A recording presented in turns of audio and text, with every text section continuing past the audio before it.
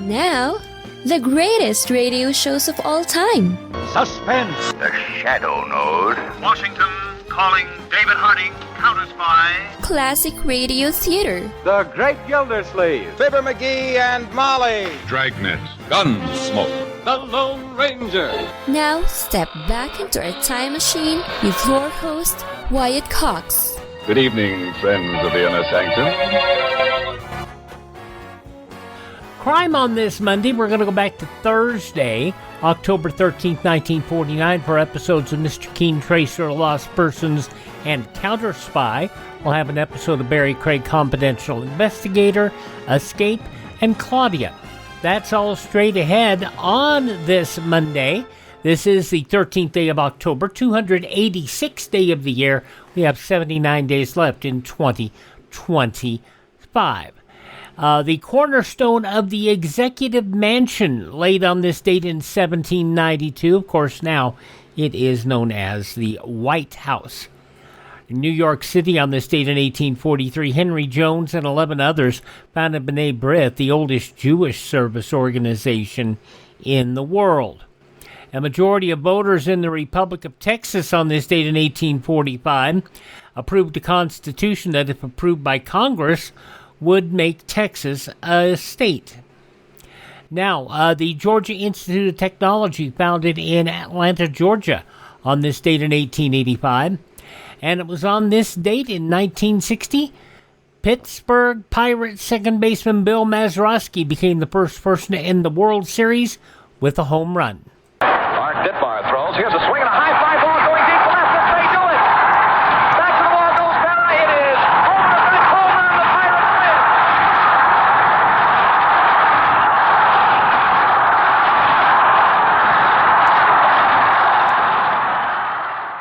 That's broadcaster Chuck Thompson with the call as the Pirates beat the New York Yankees 4-3. In 1962, Edward Albee's play Who's Afraid of Virginia Woolf opened on Broadway. Where are they? If we've got guests, where are they? They'll be here soon. They go home to get some sleep first or something? They'll be here.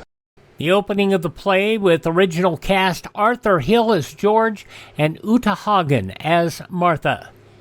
On this date in 1992, the candidates for vice president met in a debate broadcast from Atlanta. Democrat Al Gore and incumbent Republican Dan Quayle attacked each other, but independent Ross Perot's running mate, retired Admiral James Stockdale, stole the show with a simple declaration. Why am I here? Well, Stockdale was a war hero. Stockdale, a POW in the Vietnam War. He served as president of both the Naval War College and the Citadel. He passed away in 2005, Alzheimer's. He was 81. 1999, the Senate rejected ratification of the Comprehensive Test Ban Treaty.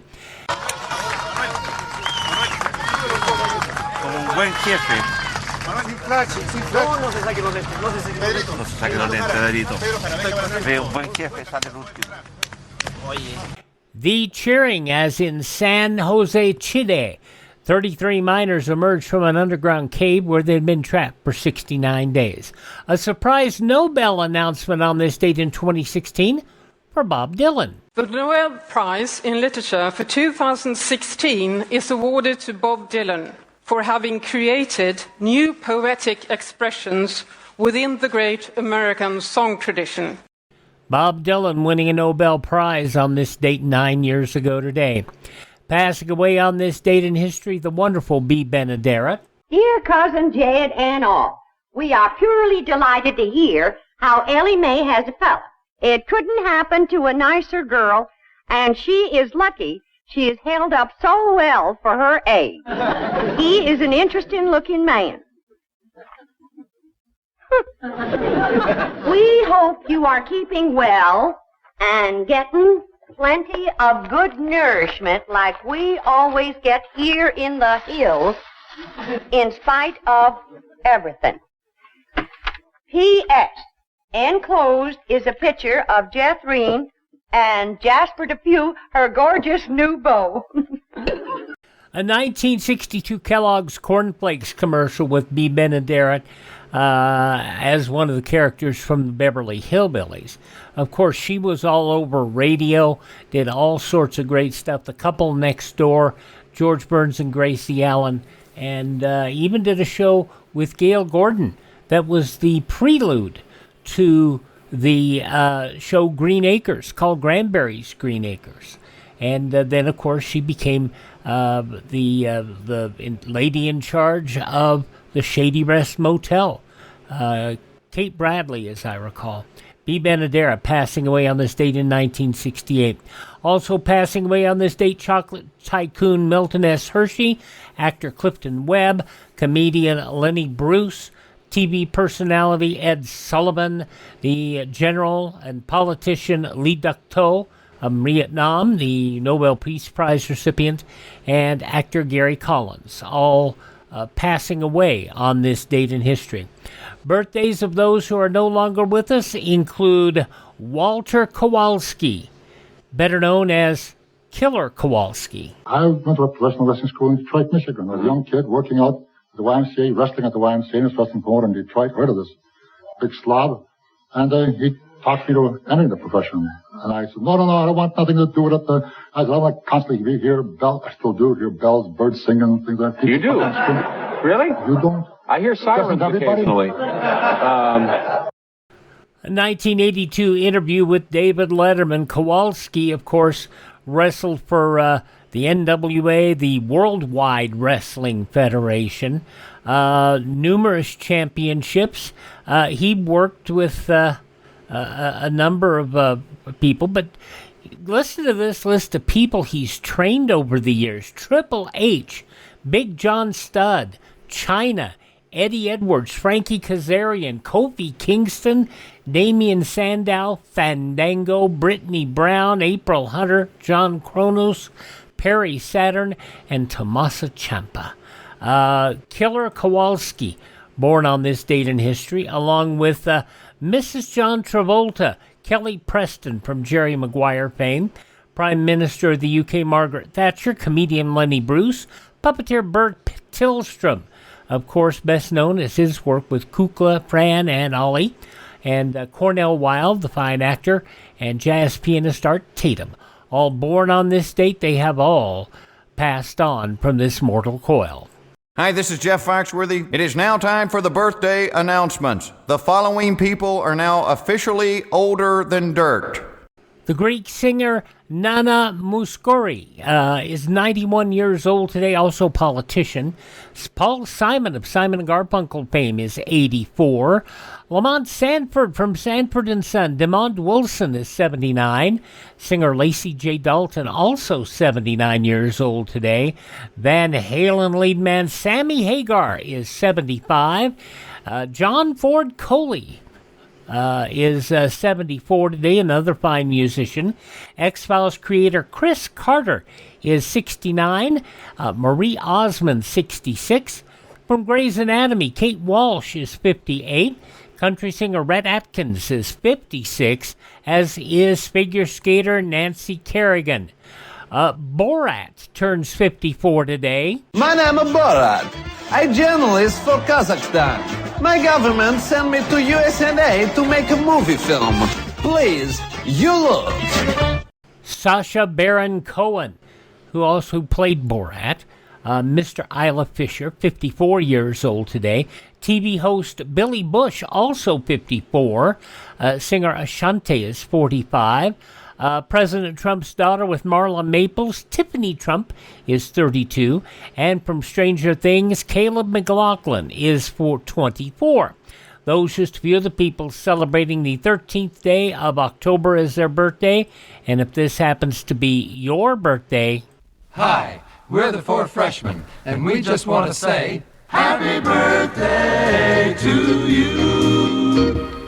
And we roll on this Monday Classic Radio Theater as we go back to Thursday, October 13th, 1949. Bennet Kilpack as Mr. Keen, Tracer of Lost Persons.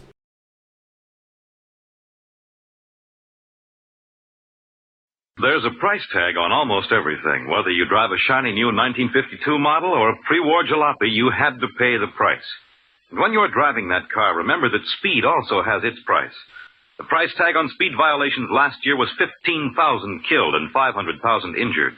This year, thousands of lives can be saved if you and millions of other motorists come to the sober realization that speed is the biggest killer on the highways and resolve to slow down before you or someone else pays the price that must be paid for it. You can do your part by keeping within speed limits. At all times, drive as though your life depends on it. It does. Now we go back 76 years, October 13th, 1949.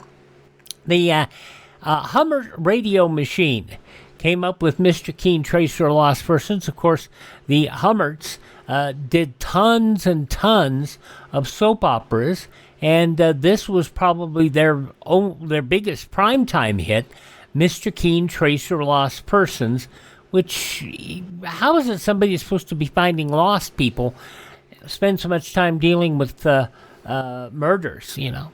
The Silver Dagger Murder Case from 76 years ago, as it was broadcast on CBS, and what does it say here? That was on CBS at, I had it right here just a moment ago. That was at 8 o'clock Eastern Time.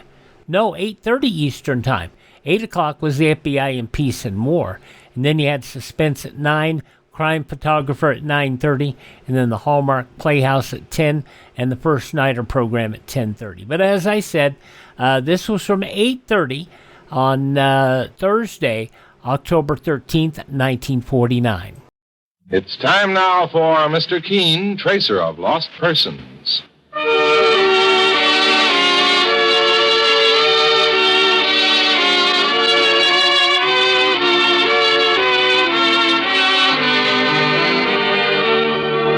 Ladies and gentlemen, Anison and Colinos present Mr. Keen, Tracer of Lost Persons, one of the most famous characters of American fiction and one of radio's most thrilling dramas. Tonight and every Thursday at this same time, the famous old investigator takes from his file and brings to us one of his most celebrated missing persons cases. Tonight's case is entitled The Silver Dagger Murder Case.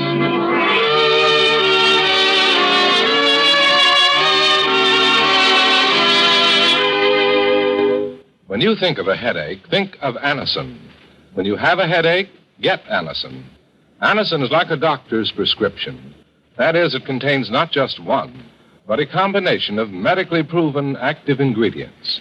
It gives incredibly fast, effective relief from the pain of headaches, neuritis, or neuralgia. Millions have turned to Anison tablets for this reason. If you're one of those who have not already been given Anison by your own physician or dentist, let me urge you to try it. Results will surprise you. For most effective relief, use only as directed. I'll repeat the name, Anison, A-N-A-C-I-N. All drug counters have it.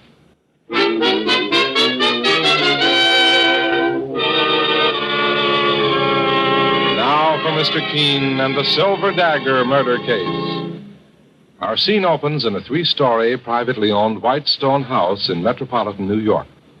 On the first floor, in a handsomely furnished study, decorated with curios from many parts of the world, a beautiful woman sits at her desk, deeply engrossed in writing a letter, unaware that death is lurking just outside her door. And this is to tell you that we must not see each other again. Apparently, you misjudged my motives and made a grave mistake. I am not in love with you, and I never was. Good luck, and the best of everything. Edna. Who's there? Who? What are you doing here in my apartment? I thought I made it plain that you were not to see me again. How dare you touch my things? Leave that dagger on the wall. Did you hear what I said? What are you doing with that dagger? No! No, don't! You...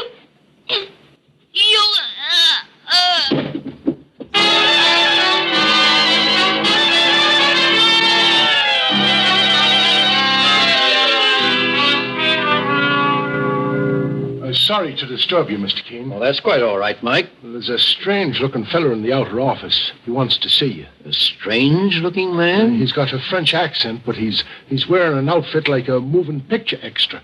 Says his name is Lafarge, and it's a matter of life and death. I'll see him at once, Mike. Right, sir. And wait till you get a look at his makeup, boss. Sure, all he needs is a camel, and he'd be set for a trip across the desert. You wanted to see me? You are Monsieur Keene? Yes. My name is Lafarge, Monsieur Jean Lafarge. I am grateful that you can send to see me, Monsieur Keene. The situation cannot wait. Please sit down, Mr. Lafarge. You've met my partner, Mike Clancy. Yes, of course. Can I ask you one question, mister, before you tell the boss what's on your mind? But naturally, Monsieur Clancy. Where did you get that outfit? I am a North African, monsieur. My home is in French Morocco. Part of this costume is Arabian. You don't mind my saying so, Mr. Lafarge. You don't look Arabian to me. I am French, Monsieur Keene. My parents left France and moved to North Africa, to Casablanca, when I was a child. What was it you wanted to see me about, Mr. Lafarge? Murder, monsieur. Saints preserve us. What's going on? Last night, a woman named Edna Coring was killed in her home here in New York. Edna Coring? Seems to me I've heard that name before. She was a very wealthy and beautiful woman, Monsieur Keene. Much in the news. I didn't read about a murder in the papers this morning. It was kept from the papers, Monsieur Clancy. The police believe they will have a better chance to catch the killer if there is no publicity at the moment. Then how did you learn about it, Mr. Lafarge? I had an appointment with Edna, Miss Coring, last night. When I reached the house, the police were there investigating her murder. The man who found her body, a servant, told me what happened. And you spoke to the police? No, monsieur, I did not. I left immediately without going upstairs. I see. But please, let me explain everything first. Very well, Mr. Lafarge. I first met Miss Coring in North Africa 3 years ago. She was on a tour, and she came to my place of business. I am an exporter of African curios, Monsieur Keene.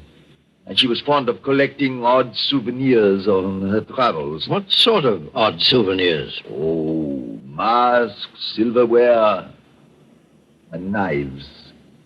It was a solid silver knife that I sold her, a dagger. It was used by her murderer. And is that why you were so reluctant to speak to the police? Because you had sold her the murder weapon? That and my relationship with Edna Coring. We were very good friends, and nothing more. But the police may think... Mr. Keene, it is not for myself alone that I beg for your assistance. Edna Coring was a wonderful woman. It is only fitting that I should ask you, one of the greatest investigators in the country, to see that her murderer is caught. It seems to me, Mr. Lafarge, that your story isn't complete. Monsieur? Are you holding anything back from me? You are a very discerning man, Monsieur Keene. Yes, there is something else. I only hesitate because I don't want to involve a young man who may be innocent. Who is this young man? His name is Alan Cody. He is a young, ambitious playwright who is still unknown. I have every reason to believe that Edna Coring was in love with him. She told me about young Cody. You also have reason to believe Alan Cody may have murdered her? She told me several days before her death that she was breaking off with him. She said that she intended to send him a letter, but I could see it was making her nervous. She wasn't quite sure how he would react. Why was Edna Coring breaking off with this young man? She said there was too much of a difference in their ages, at least 14 years. Perhaps there was another reason, I do not know. However, if I may suggest it, young Cody would be the man to question first about her murder. Yes, obviously. Here is my card, Monsieur Keene. I will write young Cody's address on the back for you. Very well. You have no idea how grateful I am for your help. This horrible thing has become a nightmare. But now I feel safe. You're safe, Mr. Lafarge, as long as you remain on the list of innocent people. I beg your pardon? If I accept this case, I intend to make a thorough investigation of everyone connected with it, Mr. Lafarge, including you. I understand that, Monsieur Keene. Very well. Mike Clancy and I will have a talk with Alan Cody. Perhaps he'll prove to be a starting point in our search for Edna Coring's murderer.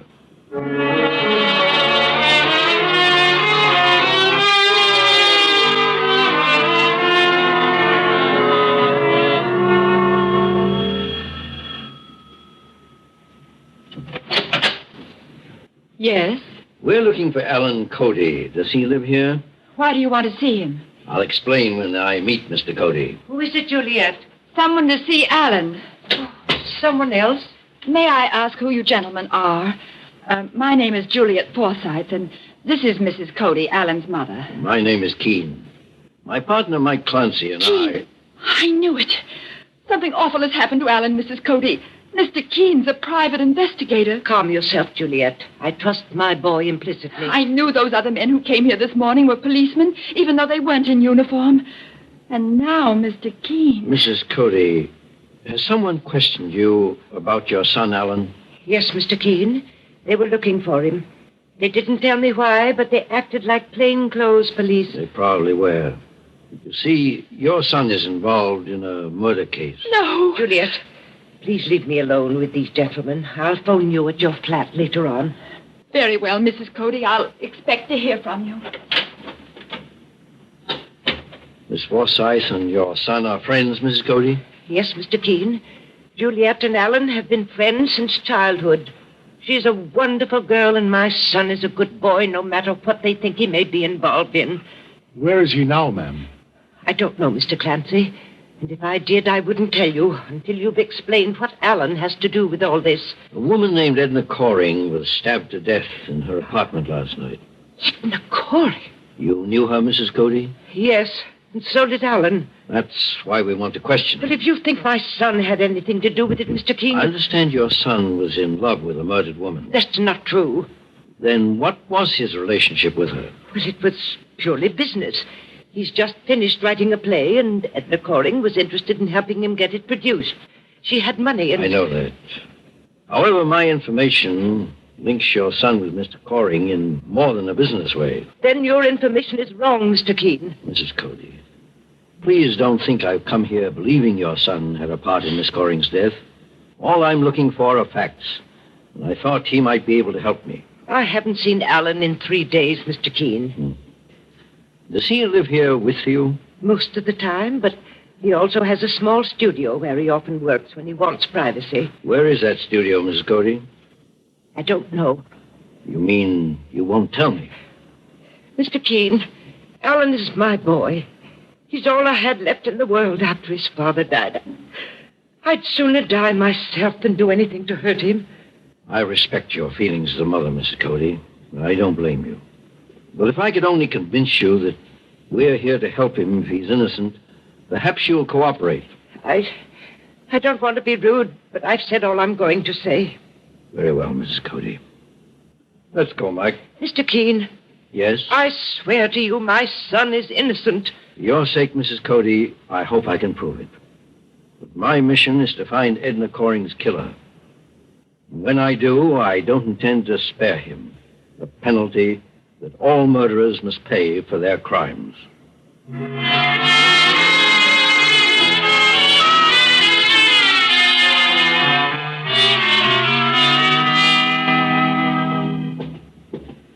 Well, this is Edna Coring's house, Mr. Keene. She evidently owned this entire white stone building. Well, perhaps there's someone inside.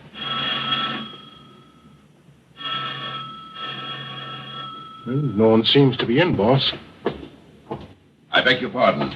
Are you looking for someone? Oh, do you happen to know if anyone is home in Miss Coring's residence? Are you friends of hers? My name is Keene. My partner and I are private investigators. Oh, yes. I'm Anson Howe, Edna's husband. Her husband? I didn't know she was married. Edna and I were secretly married 1 week ago in Chicago. I've just come from police headquarters, Mr. Keene. I was told that you two were investigating Edna's murder. Please come inside. I have a key to the house.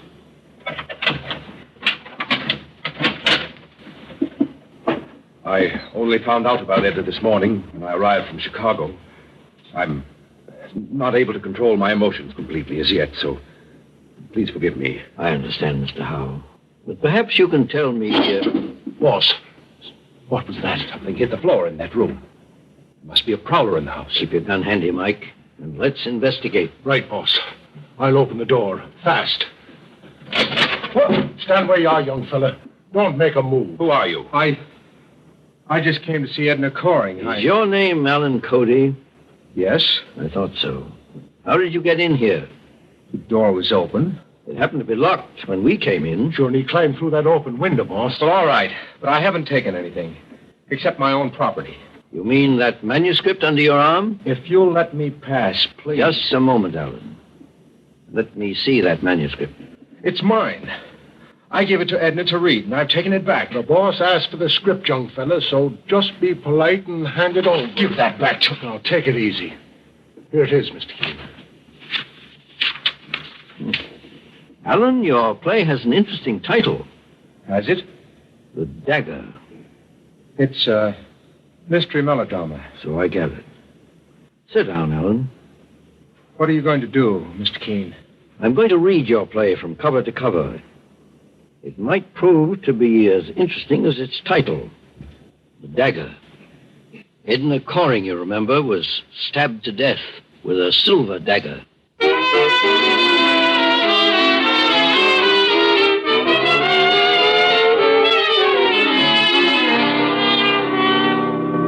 In just a moment, we'll return to Mr. Keene and the Silver Dagger Murder Case. Meanwhile, beware of unpleasing breath that breeds between the teeth. Use Colonos toothpaste with dental floss action. Those cracks and crevices where food particles can decay must be reached to have a really clean mouth, a welcome breath. Your dentist knows this to be true. Use Colonos toothpaste with dental floss action. Colonos gives amazing dental floss action. That is, sends thousands of active cleansing bubbles to penetrate hard-to-reach dental areas. Helps dislodge bits of food that can cause unpleasing breath and tooth decay. Use Colonos toothpaste with dental floss action. Colonos has high polishing action, too. Brightens dingy teeth by removing ordinary yellow surface stains. Colonos is gentle, safe even for children's teeth and tender gums. Enjoy its cool, clean, minty flavor. Colonos is dentist recommended. Cleans your teeth bright, keeps your breath right. Use Colonos toothpaste with dental floss action. Get Colonos with dental floss action today. Now back to Mr. Keene and the Silver Dagger Murder Case. The murder of beautiful, wealthy Edna Coring brings Mr. Keene, the famous investigator, and his partner, Mike Clancy, to the scene of the crime, Miss Coring's New York residence. There, Mr. Keene discovers that the victim had been secretly married to a man named Anson Howe, and had apparently also had a close relationship with Alan Cody, a young playwright.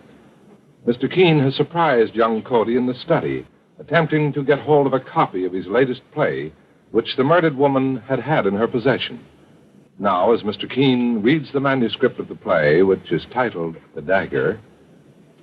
When did you finish this play, Alan?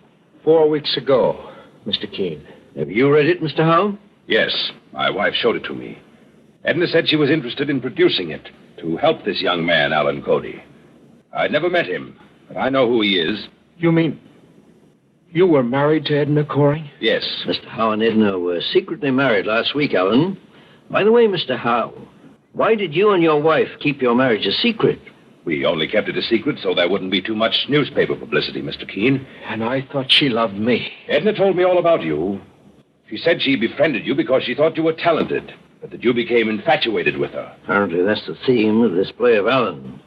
A young man falls in love with an older woman, then stabs her to death. Mr. Keene? Yes, Mike? Will you just look at the walls of this room? I noticed them before, Mike. Edna Coring had some odd souvenirs. My wife collected these masks and weapons as a hobby, Mr. Keene. The silver dagger that was used to kill her was taken from the empty space on that wall over there. Mr. Howe, do you know a man named Lafarge? Jean Lafarge, the French Moroccan? Yes, he was also in love with my wife before I married her. But he was a sensible man, Mr. Keene. Alan Cody here was different. What do you mean? I mean that I think you had something to do with my wife's murder. You have anything to offer as proof, Mr. Howe? You've just read his play, haven't you, Mr. Keene? Yes, but that's not proof of murder. It might have been a coincidence. The money he filched from my wife was no coincidence. Why, you lying. Just stay put, young fella. What money are you referring to, Mr. Howe? Edna gave Alan Cody $15,000. You'll find 3 canceled checks in her bank statements for $5,000 each, endorsed by Alan Cody. I don't know a thing about that money. Mike, look through that desk and see if you can find those bank statements. I'll find them for you. They're right here in this drawer. You'll find them in this bundle of checks, Mr. Keene. For all I know, Cody tried to squeeze more money out of Edna. She refused, so he killed her.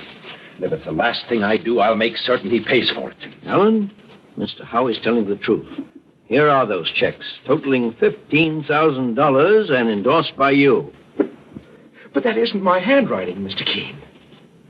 It's a forgery. Write your name on this sheet of paper, quickly. Write my name? Yes. Here's a pen. There you are, Mr. Keene. Look at this, Mike. Well, sure, and his handwriting isn't the same as on those checks, boss, but maybe he's disguising his signature on purpose. Well, isn't anyone on my side? Do you all think I'm guilty? Even your mother knew how you felt about Edna. She came here once and quarreled with Edna, threatened her if Edna didn't break off with you. Leave my mother out of this. I'm sorry, Alan, we can't. In view of what Mr. Howe just said about threats, please phone your mother now. Look, Mr. Keene, arrest me if you want to, but leave her alone. I've caused her enough unhappiness already. Alan, will you phone your mother, or must I? All right. I'll do it.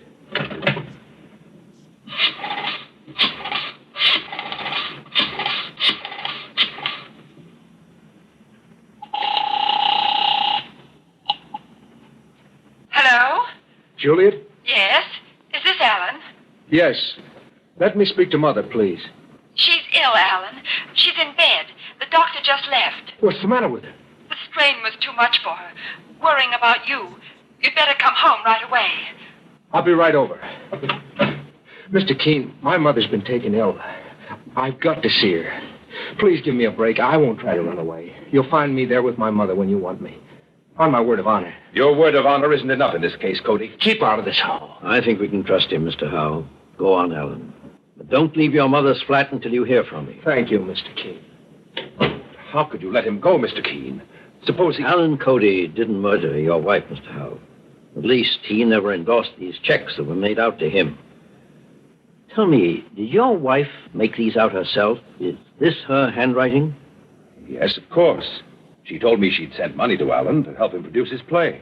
And did she tell you that she sent these checks to him directly? Why, no, I just took that for granted. When we're dealing with murder, Mr. Howe, we take nothing for granted. Suppose we all follow young Cody to his mother's house. I have an idea that the solution to your wife's murder is there.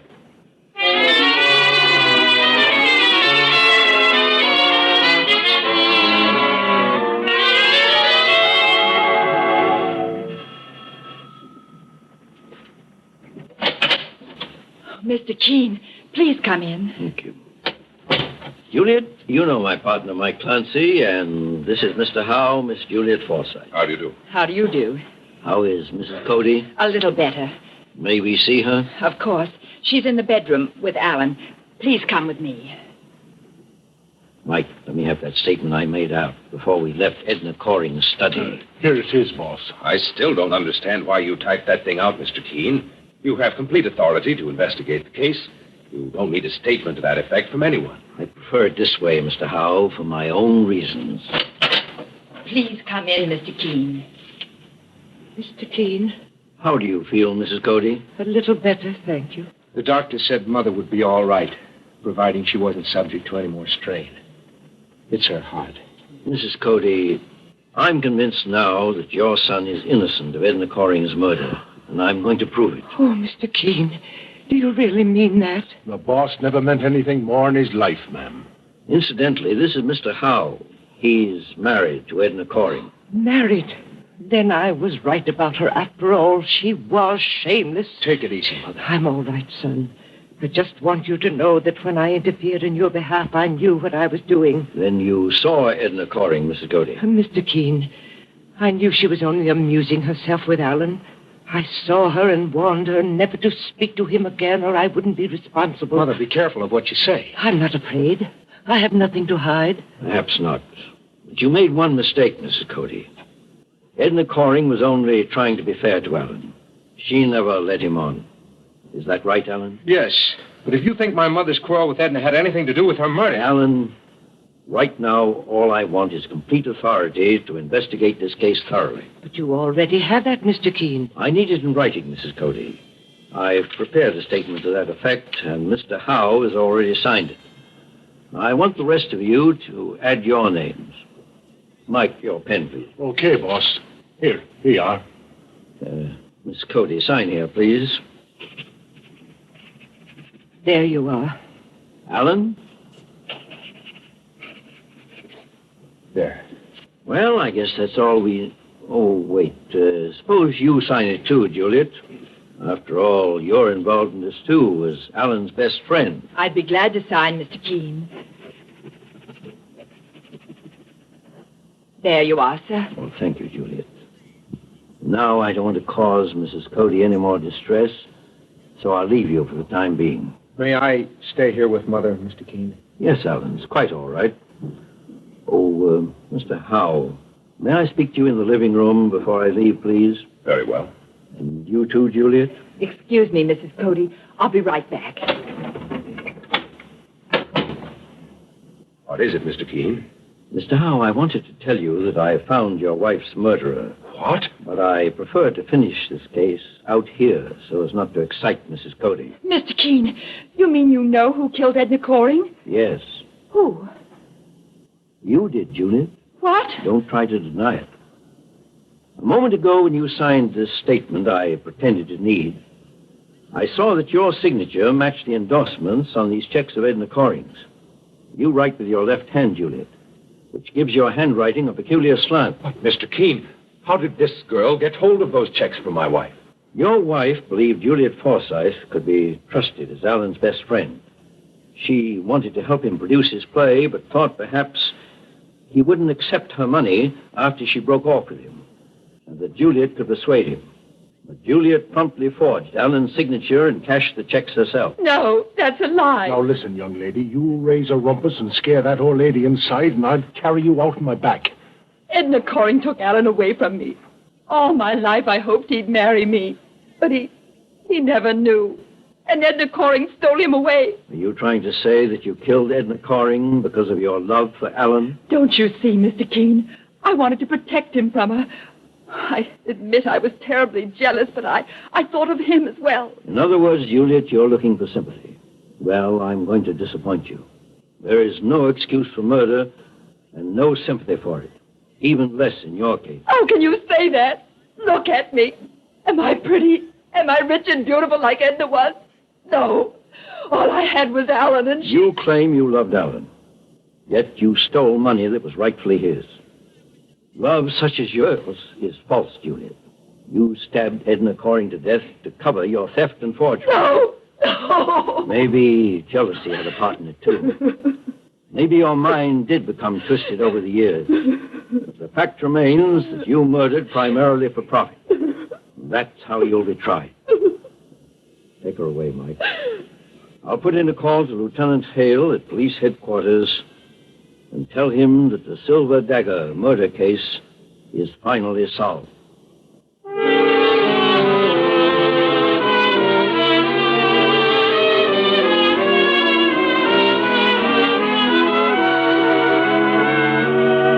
And so Mr. Keene finds the solution to the Silver Dagger murder case.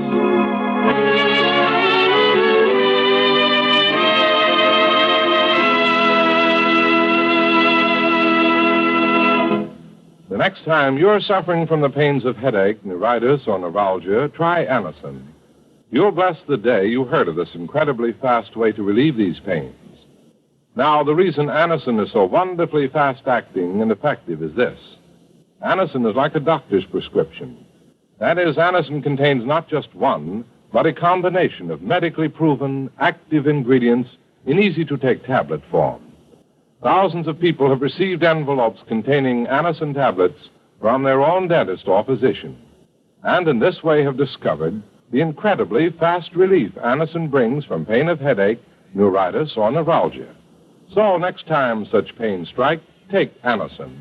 For most effective relief, use only as directed. Your druggist has Anacin in handy boxes of 12 and 30, and economical family-size bottles of 50 and 100. The name is Anacin, A-N-A-C-I-N.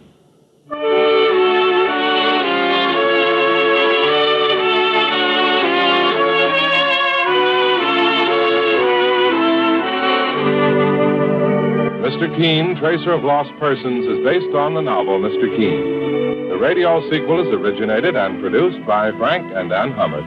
Dialogue by Lawrence Clee. Bennet Kilpack plays Mr. Keene. It is on the air every Thursday at this time. Don't miss Mr. Keene next Thursday when the kindly old Tracer turns to the Martin Street Murder Case.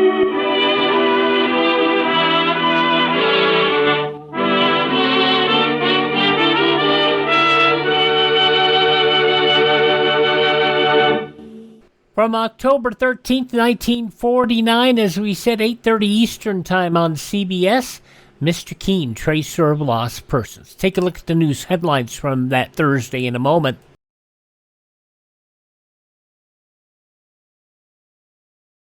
Let's look ahead to 1966, and there you are in your beautiful new home. You've got automatic gadgets everywhere. There's a sparkling new dream car in your garage.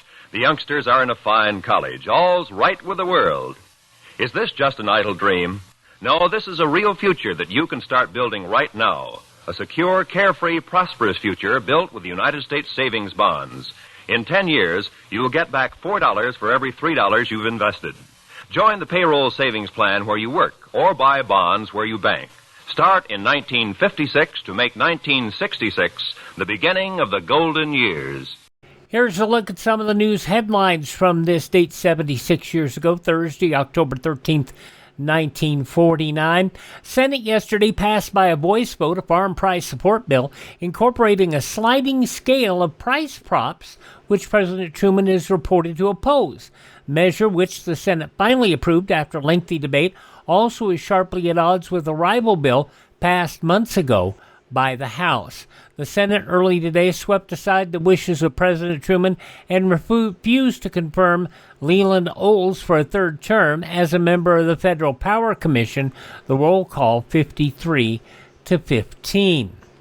Lord Boyd Orr, president of a movement for world federal government and former head of the United Nations Food and Agriculture Organization, the Nobel Peace Prize winner of 1949, the Norwegian Parliament's Nobel Committee announced its award yesterday to the patient, craggy-faced 69-year-old Scotsman who has long campaigned for a world food policy based on the needs of the people rather than on trade interests. A police roundup of private firearms started last night in communist-ruled Czechoslovakia, the scene of thousands of arrests in the last 10 days. Communists as well as non-communists reportedly required to surrender their pistols and hunting weapons, even air rifles, taken from non-communists. The Displaced Persons bill finally got out of the Senate Judiciary Committee and may come for a Senate vote this week. The committee voted 7-3 to release the measure, but refused either to endorse or oppose the bill. The Joint Committee at Congressional Atomic Energy Committee yesterday rejected by a 9-6 vote on party lines a charge that the Atomic Energy Commission had been the subject of incredible mismanagement. Senator Hickenlooper, the Republican of Iowa, announced he will file a minority report, and several Republican members indicated they would join him.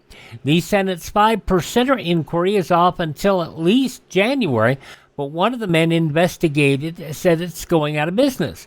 Senator Hoey, the Democrat of North Carolina who headed the Senate subcommittee who conducted the probe, said yesterday James V. Hunt, Washington Management Council, is closing his business on the advice of his physician.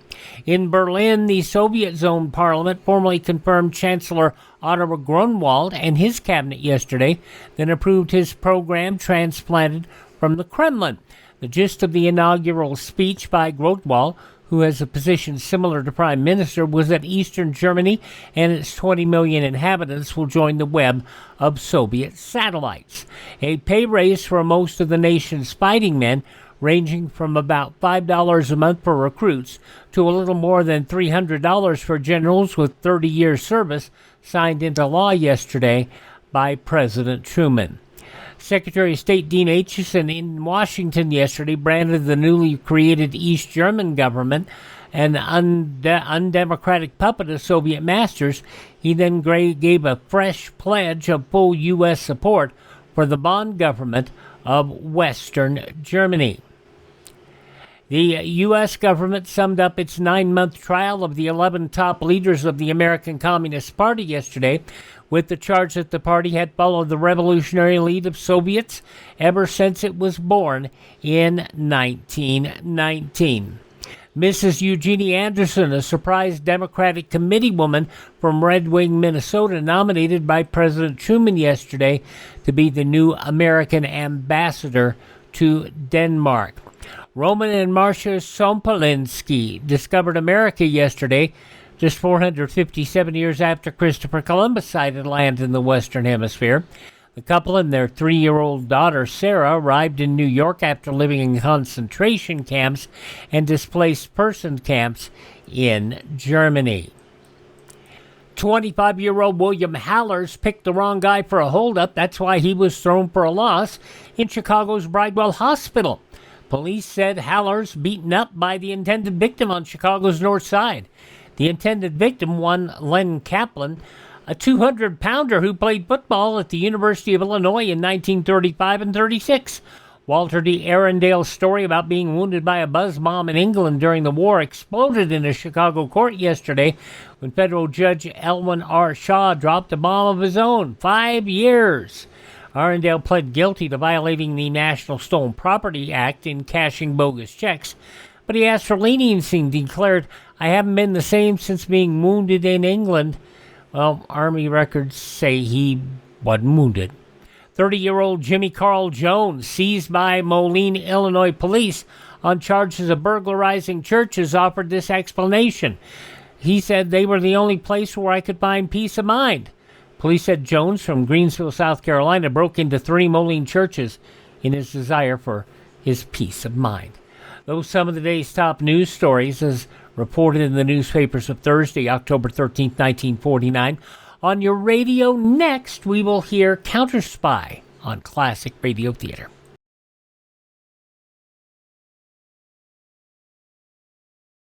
Our religious institutions are strongholds of the American way of life. Our country was founded by men who had faith in God and who were willing to endure hardship and sacrifice for the sake of that faith. Today, the religious institutions in your community need your interest and support, so take an active part in religious affairs. Your pastor, rabbi, or priest will give you invaluable family counsel and aid if you are a newcomer to the community. To face the problems of the future, America must be morally strong. And that moral strength comes through worship and faith. Go to church this week and take someone with you. We roll on here on Classic Radio Theater with Wyatt Cox by heading over to ABC for an episode of Counterspy starring Don Maclaughlin and Mandel Kramer. And this episode originally broadcast at 7:30 p.m. Eastern Time on Thursday, November 13th, 1949, 76 years ago today.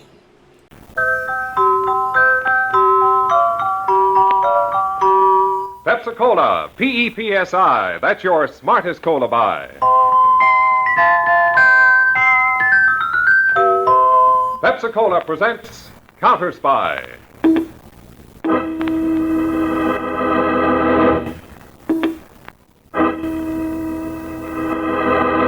Washington calling David Harding, Counterspy. Washington calling David Harding, Counterspy.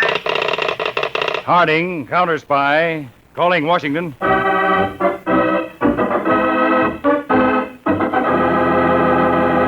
United States counterspies, especially appointed to investigate and combat the enemies of our country, both at home and abroad. Tonight, the case of the High Class Hijacker. Another Counterspy report to the American people. Brought to you each Tuesday and Thursday by Pepsi-Cola. Pepsi-Cola hits a spot. 2 full glasses, that's a lot. That's right, you heard what they said. 2 full glasses of sparkling Pepsi from one big 12-ounce bottle. You're getting an extra glassful. And what a delicious glassful. The most refreshing, delightful cola that ever tickled your taste. You can't top Pepsi's tangy flavor. And that big, big bottle saves you money. Goes twice as far. Pepsi's America's big, big favorite. And America's biggest cola value. So why take less when Pepsi's best? Whenever you reach for refreshment, remember. Why take less when Pepsi's best? And now, to Counterspy.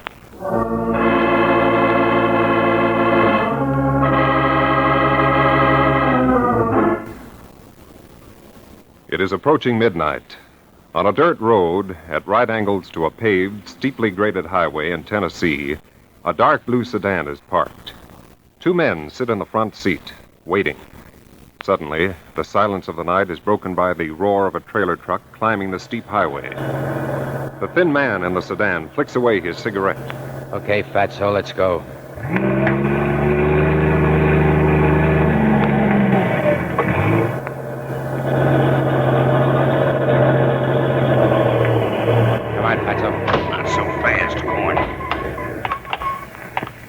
Hey, what's the idea, you guys? Hijackers. That's right. Keep your hands on the wheel and sit tight. Corny, you know I ain't that fast. 2 of you, huh? Yeah, my pal's kind of slow on his feet. Always running, always running. Skip the complaints, pal. Okay, driver, outside and climb down. What are you going to do with me?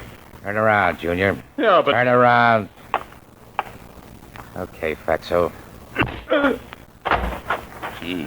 Did that neat, didn't I, Corny? Drag him to the side of the road. Always I get the heavy work. Good for you, Fatso. Helps you reduce.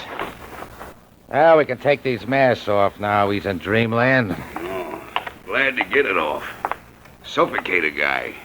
Fatso, you take the car. I'll follow in the truck. Oh, Corny, let me take the truck. It's a long walk to the car, all uphill. All of 50 feet. Scram, Fatso. Start walking. Oh, always I got to walk.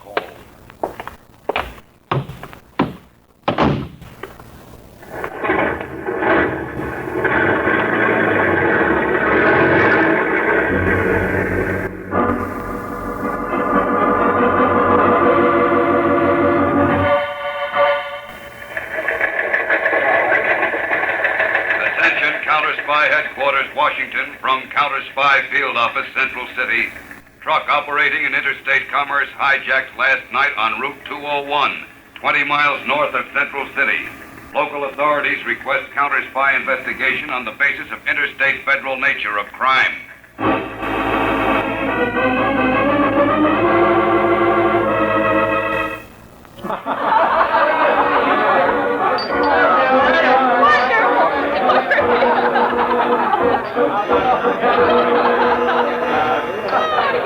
Joyce, the door. More guests arriving. I'll get it, Mr. Midland. Oh, never mind, Joyce. This is out of office hours. I'll play receptionist. All right. You see that our other guests have enough to drink. Of course. Hello, Mr. Midland. Hello, Cornelius. You're early. It went like clockwork. Good. Go into the library. I'll get Joyce and we'll finish the paperwork. Right. Joyce. Oh, Joyce. Yes, Mr. Midland. I'm sorry, but a little business has come up. Right away, Mr. Midland. You see, folks, that's what happens to a secretary when she attends the boss's party. It won't take long, Joyce. In the library. Yes, Mr. Midland. I'll be right back.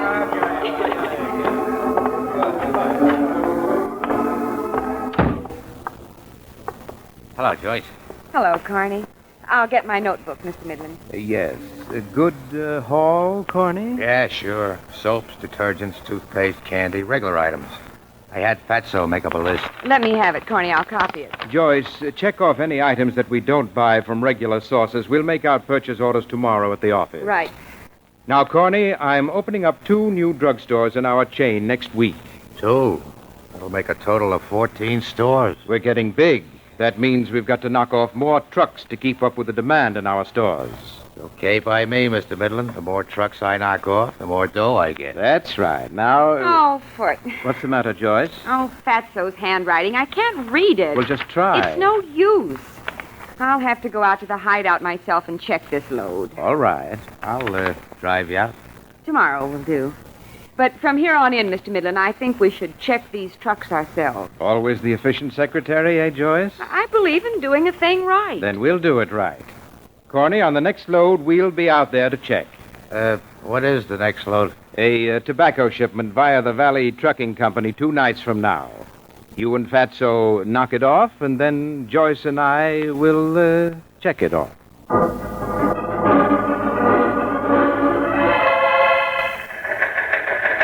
Attention, Counterspy Headquarters, Washington, from Counterspy Field Office, Central City. Valley Trucking Company, Interstate Concern, reports hijacking of $40,000 tobacco load. This is the second interstate hijacking out of 14 all told in this area during the last month. Local police urge counterspy intervention in this case.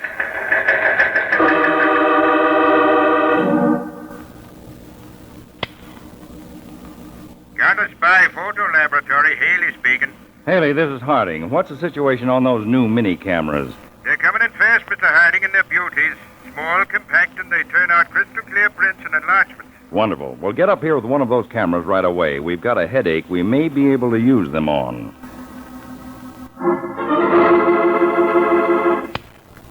Statistical Department, Harding speaking. Send the modus operandi files on all hijackings for the last 2 years to my office as soon as you can.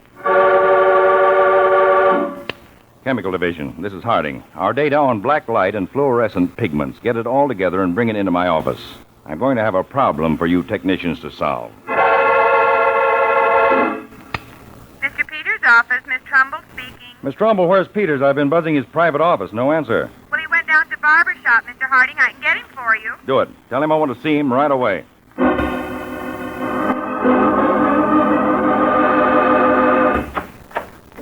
Hello, Chief. What's up? Why the rush? Sit down, Peters. We're going to work on those hijackings in the Midwest. Oh?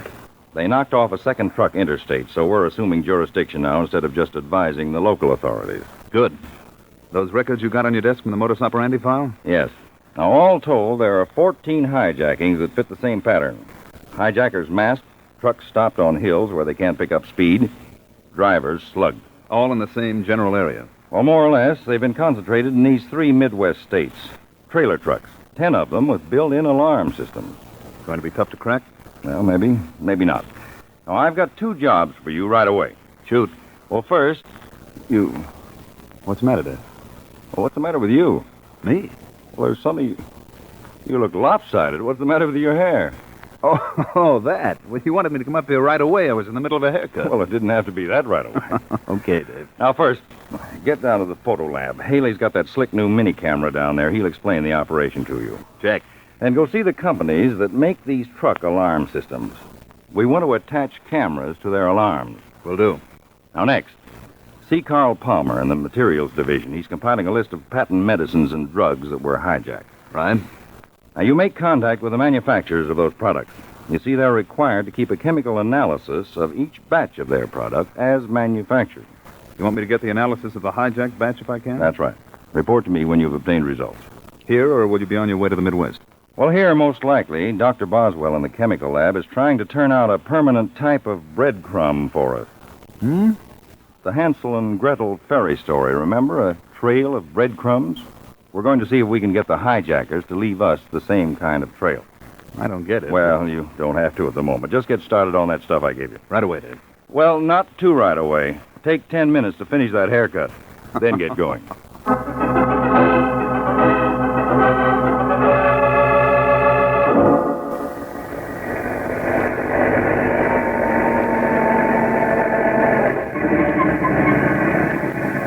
Hello, Cornelius. Oh, Mr. Midland. So you come to check the load yourself, like you said, huh? Yes. Everything go all right? Yeah, Mr. Midland. Didn't Fatso tell you? Just double-checking. Pull the truck over to the empty van. We'll unload this one right away. Okay. Joyce! Right with you, Mr. Midland. We'll check this stuff. It all goes to our Central City warehouse. Make out the bill of lading accordingly. Yes, Mr. Midland. Hiya, Joyce. Hello, Carney. Now, where's that big... Fatso probably fell asleep in the car. No, I didn't. Not me. It's a long walk from the driveway. Always a long walk. Hello, Mr. Midland. Hello, Fatso. We brought 3 men to help with the unloading. They're playing cards in the old farmhouse. I'll open the truck and put them to work, Mr. Midland. Do some yourself, Fatso. Good for that front porch of yours. Now, don't you worry about my front porch, Corny. I'll take care of it. Always I do the work. Oh. Always he complains, always. Corny, in the next few days, I want you to put on 4 more men. We're expanding our operations. They'll work in the northern part of the state around Norport. 4 more, Mr. Midland? Yes, I want to buy as little as possible from legitimate wholesalers. Getting our product this way is much more profitable. Okay. I'll dig up some real good boys. Now, Joyce, you'd better... What's that? Holy mackerel. That fool, he's broken the auto alarm system. Come on. What happened? What did I do? You fat moron. Joyce, the keys. Have you got them? Here, Mr. Midland. The alarm box. They're on the side of the truck. Yes, I see it.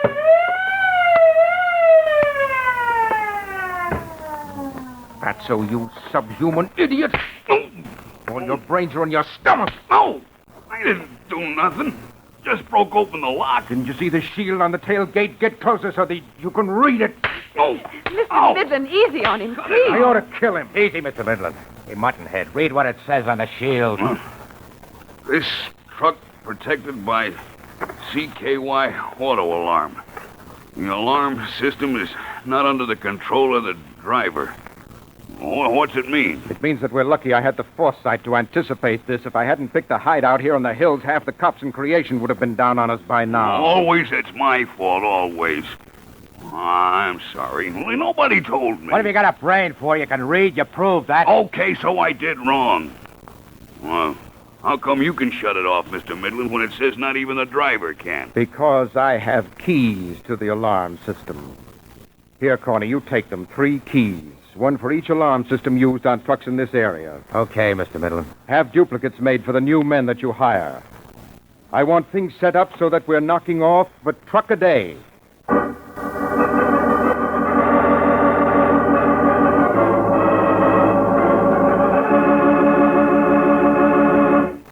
Back to Counterspy in just a moment. But first...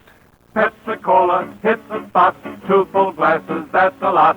Lots more value, lots more zest. Why take less when Pepsi's best? More and more, among fellows and girls, among mothers and dads, you hear that sane and sensible question, why take less when Pepsi's best? No budget, no allowance, ever had a better friend than tangy, sparkling Pepsi-Cola. Because 1 big 12-ounce Pepsi bottle gives you 2 delicious drinks. That's twice as much tangy taste, twice as much delicious Pepsi to go just twice as far. That's why more and more families say, why take less when Pepsi's best? Yes, families like yours and mine. Families all over America. They're all saying, why take less when Pepsi's best? Pepsi-Cola hits the spot. Tastes terrific when you're hot. More and better than the rest. Why take less when Pepsi's best? Today, tomorrow, always. Get America's biggest cola value. Take home a carton of 6 big Pepsi bottles. Insist on Pepsi at the store. And say Pepsi at the fountain. Say Pepsi at the stand. Say Pepsi. Whenever you reach for refreshment, remember. Why take less when Pepsi's best? Now, back to Counterspy.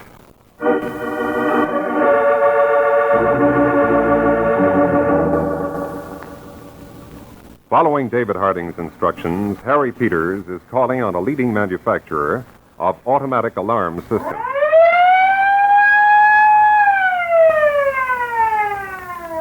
Well, Mr. Denton, your auto alarms are certainly loud enough. Oh, yes, Mr. Peters. That's why I think the hijackers drive these trucks to some backwoods section and break them open. Our sirens can be heard a couple of miles away once they're tampered with. Well, the hijackers might have a key to your alarm system. Well, that's a possibility. A good one, too. That's why we want these mini cameras installed on the trucks separate from your system. Yes, sir. 3 of them in each truck. Now, our photo lab has worked out a way to do it. When the truck doors are opened, each camera will take a picture. That way, we'll get 3 actual photos of the crooks breaking in. Well, we'll be glad to install them for you, Mr. Peters. Well, pretty soon, these cameras will be standard equipment for all counterspies. But right now, we'll just want them installed in whatever trucks in that Midwest area use your alarms. I see. Well, that's about 40 or 50. But there are other companies in this general area with similar systems. Yes, I know. I'm going to contact them, too. Good, good. Now, Mr. Danton, when your mechanics install these cameras, please tell them only this. Yes? They're just an additional feature of your regular alarm system. Oh, naturally. Mighty nice-looking job, these cameras. My boy would love to have one for himself. Well, later on, Mr. Harding told me he wants them to be available to everyone. I'll let you know. Meantime, be cautious about them. We'll be discreet, Mr. Peters. Good. And let's hope the counterspies will be successful. Goodbye, Mr. Denton.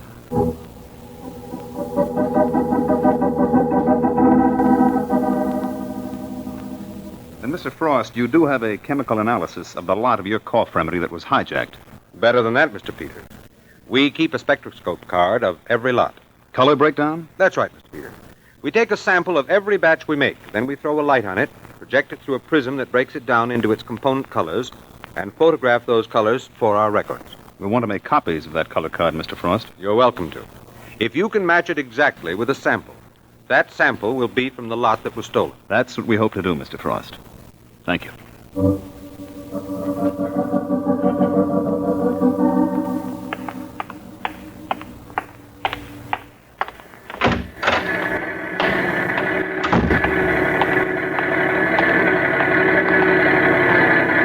Dr. Boswell. Boswell. Yes? Oh, Mr. Harding. Wait till I turn this off.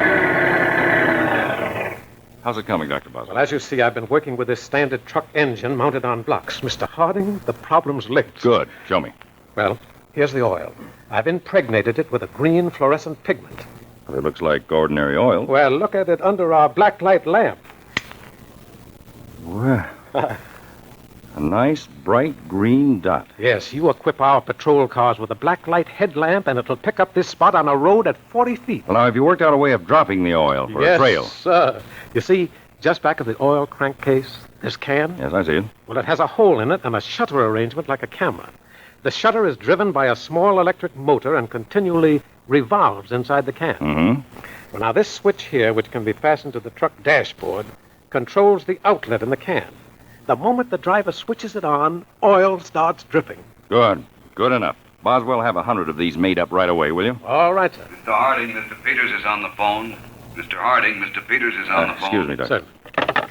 This is Harding. Put Mr. Peters on this line, please. Peters? Yes, Dave. How's it going? Okay. I've arranged for the installation of the cameras, and I've got a color card on Dobbs' cough remedy, one of the hijacked items. Oh, that's better than I expected. We'll have copies of it made and forwarded to all our field offices in those Midwestern states. I've already done that, Chief. Good. Also, send a TWX to our field offices. Have them buy samples of the remedy from every retail outlet in their area. Right. Then they're to make color cards of the samples to check with the card on the stolen lot. Will do. You meet me in Central City. We'll work out of our field office there, since it's the biggest city in the area.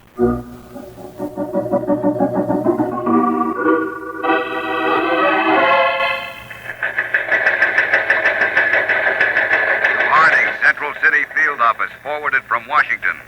Spectroscope analysis, Dobbs cough remedy reveals Midland drugstore's only outlets handling the stolen batch here in Danville. Will continue reports. There it is again, Dave. Midland Drug Company. 9 times in 2 weeks. And not another company in this whole area has had a single bottle of that batch of cough remedy. Peters, call Joe Lincoln in our tax department. We'll set up some excuse to examine the Midland Drug Company's books. Okay, Wait a minute, hold it. Counterspy Field Office, Harding speaking. Oh? 3/4 of an hour overdue. Do you have a map of the route he was taking? Good. I'll be over at your office. I'll pick it up in 10 minutes. Goodbye. Hijacking, Dave? That was the traffic manager of the Valley Trucking Company. One of their trucks is 3/4 of an hour overdue in Danville. I'll get out a police alarm on it right away. Well, now, if the truck's located, tell them to call us in patrol car number 23. Right. That's equipped with a black light headlamp. Now, we'll follow the truck's route, and I hope the driver had time enough and sense enough to turn on that oil switch.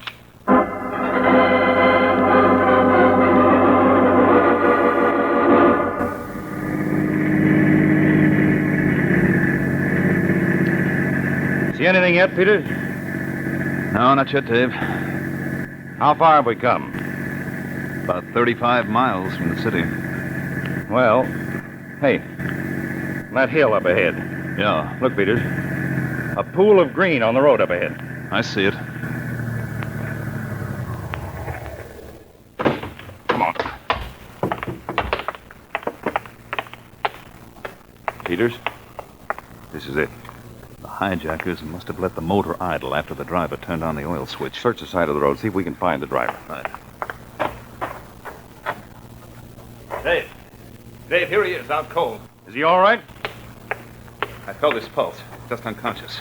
Well, radio the state police to pick him up right away. Then we'll pick up the trail of these oil drops and hope they lead to a real pickup.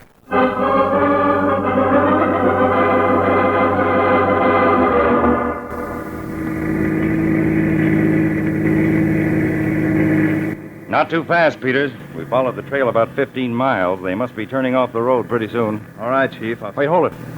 Stop. What is it? No more oil spots on the highway.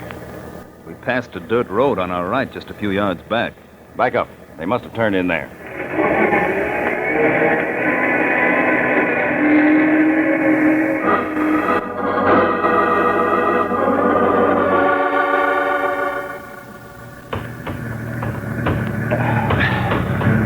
That road's getting worse, Dave. We may be getting close. Better stop the car, Peters. I'll take the black light hand lamp and go ahead on foot, and I'll wave you ahead as long as I can follow the trail of oil drops.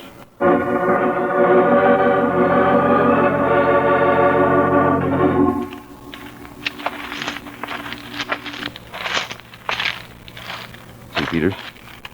The fluorescent oil spots end right at that barn. Then they double back where they drove the truck out again. It's a wonderful hideout. An abandoned farm really in the backwoods. There's a light in only one room in the old farmhouse. Well, guns ready, Peters. We may need it.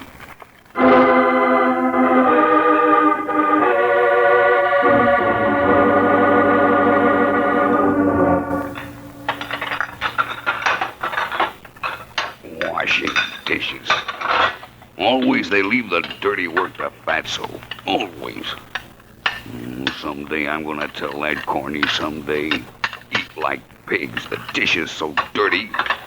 And they call me Fatso. Oh. What? All right, big boy. Take it easy and keep holding that dish. He said keep holding it. Who are you guys? United States Counterspy. Huh? You're under arrest for hijacking. Counterspies? How'd you find this place? We might tell you if you tell us some of the things we want to know. I don't do no talking. Maybe not here. Well, a ride may loosen your tongue. Get going. Now, look. Let me get rid of this apron, huh? I'd look awful silly being arrested in an apron. Okay, put down that dish. Get your jacket on. Yeah, at least that's one dish I won't have to clean. There's a lot of dishes to clean in prison. And you could use the exercise. Always cracks about my front porch, even the cops even. Skip the lamentations, start moving. You've got a lot of questions to answer.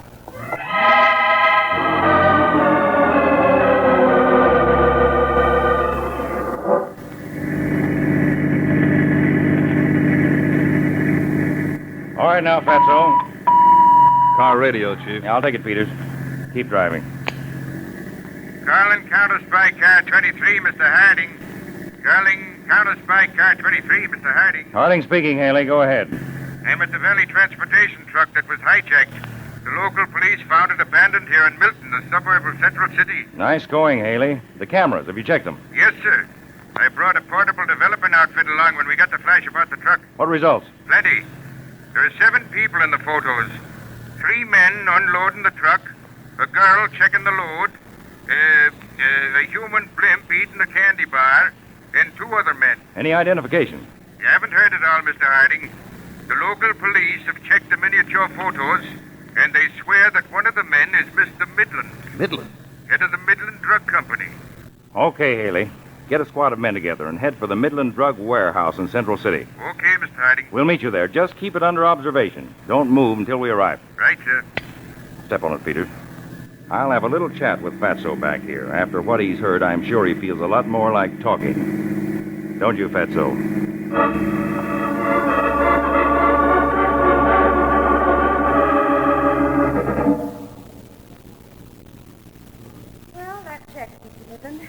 last of the load's been put away in the warehouse. Any items that we don't order through our regular channels? Nope, all standard products. How much was the load worth, Joyce? Approximately $10,000, Corny. 5% of that is $500. Not bad for a night's work, eh, Cornelius? Yeah, I'm happy, Mr. Midland. Good. As we get bigger, there'll be more money in it for you. I hope so. Put out the warehouse lights, Joyce. We may as well leave. Right, Mr. Midland. We all leave together, Mr. Midland? Why not? Just an industrious boss and his equally industrious employees working overtime. All right, Mr. Midland. All lights out. Let's go.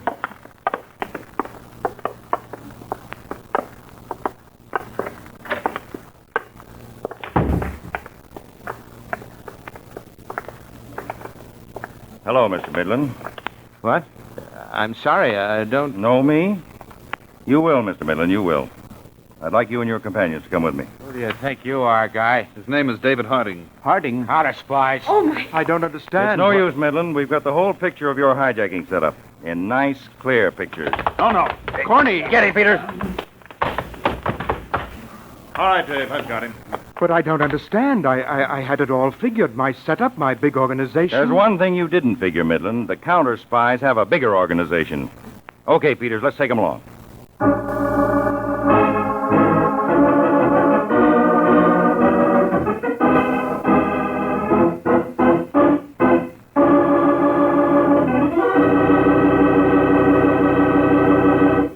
When your friends drop in, be generous, but be thrifty, too. Serve plenty of delicious Pepsi-Cola. Pepsi's big 12-ounce bottle gives you not just one sparkling glassful, but two. Get a carton of 6 and serve 12 delicious drinks. Yes, Pepsi is America's biggest cola value. You get twice the tangy taste, twice the refreshment, twice the Pepsi. So why take less when Pepsi is best?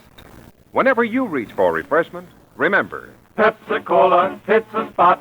2 full glasses, that's a lot. Lots more value, lots more zest. Why take less when Pepsi's best? Tune in every Tuesday and Thursday, same time, same station to Counterspy. Listen next Tuesday for the exciting Counterspy case of the photographed furrier. When international complications were threatened because of stolen furs, your Counterspies had to use a camera and a special cameraman. How this setup ran into an unusual obstacle that spelled murder will be exposed next Tuesday. Be sure to be tuned in for Case of the Photographed Furrier on Counterspy.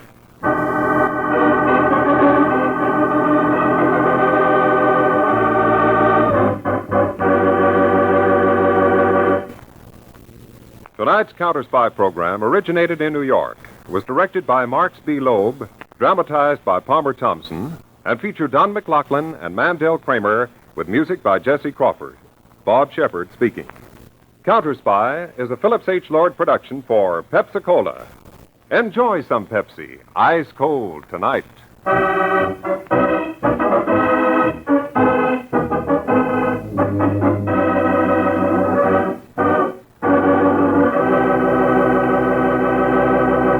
And from Thursday, October 13th, 1949, Counterspy on Classic Radio Theater with Wyatt Cox. Now, coming up on tomorrow's program, we will have comedy with My Favorite Husband, starring Lucille Ball, as Liz cooks dinner, a nice intimate dinner for 12. Jack Benny from 1951, who takes his song to a publisher. You know his great song, When I Say I'll Beg Your Pardon, Then I'll Come Back to You. Charlie McCarthy and Hildegard, along with Edgar Bergen from 1945, and Milton Berle, Salutes to Theater from 1947. Coming up on Wednesday, Lon Clark as Nick Carter, Master Detective, Gerald Moore as Philip Marlowe, The Shadow from 1939, The Whistler from 1945. And then on Thursday, we will have drama and westerns with Mark Trail, Inner Sanctum Mysteries, Gunsmoke, and Have Gun Will Travel. On Friday, episodes of Amos and Andy, George and Gracie, Burns and Allen, rather. Add the Aldrich Family, and a half hour with Lum and Abner. On Saturday, Have Gun Will Travel and Gunsmoke, along with the Six Shooter, and another episode of Mark Trail. On Sunday, The Legend of Annie Christmas, A sweet, sweet story. Also, The Shadow, Nick Carter, and Dragnet. On Monday, all shows from next Monday, all shows from Sunday, October 20th, 1957, the final Stan Freberg show, the final suspense production of Sorry Wrong Number with Agnes Moorehead, episode of yours truly, Johnny Dollar, the Mary Grace Matter, and the Gunsmoke Armed Forces recording. That's all coming up on Monday's show. And then Tuesday, we'll get back to comedy. Got lots of great stuff coming ahead in the week ahead here on Classic Radio Theater with Wyatt Cox. Up next, we'll hear from Barrie Craig, Confidential Investigator.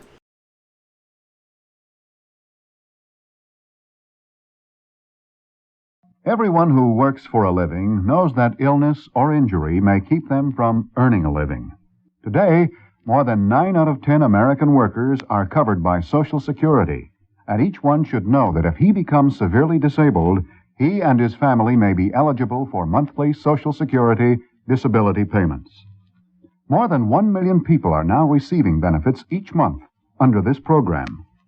For more information about Social Security disability benefits, write to Social Security, Department 15, Hollywood 28, California, and ask for a free copy of Booklet 29 called If You Become Disabled. Now we roll on Classic Radio Theater with an episode of Barrie Craig Confidential Investigator, starring William Gargan, 72 years ago, October 13th, 1953, Fog Over Murder. William Gargan stars as Barrie Craig, Confidential Investigator.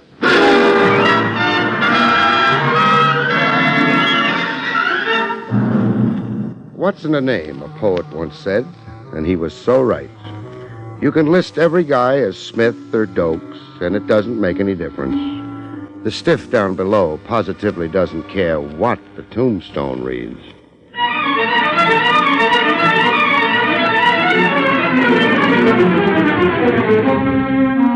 The National Broadcasting Company presents William Gargan in another transcribed drama of mystery and adventure with America's #1 detective, Barrie Craig, Confidential Investigator.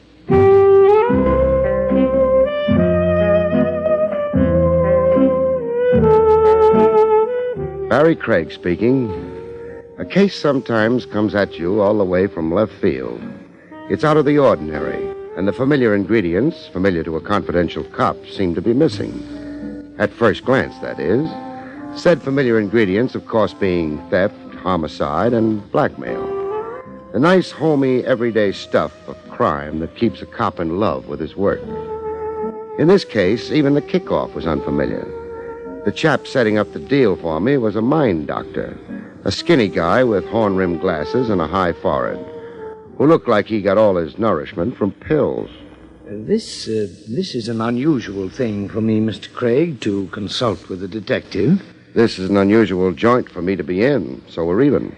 Now, this patient that I will discuss with you, I've worked with him for months, with encouraging results. I'll start off with his name. His name is, temporarily, Clark Smith. Temporarily? A symptom of his ailment is an amnesia. He, resists his own true identity. Doesn't want to remember who he is, huh? Yes, in a manner of speaking. That's bad. Well, why do you say that? From a cop's point of view, disregarding the medicine, a guy only tries to lose his identity for a pretty grim reason. Some crime he doesn't want to answer to. Oh, there is such a possibility, yes.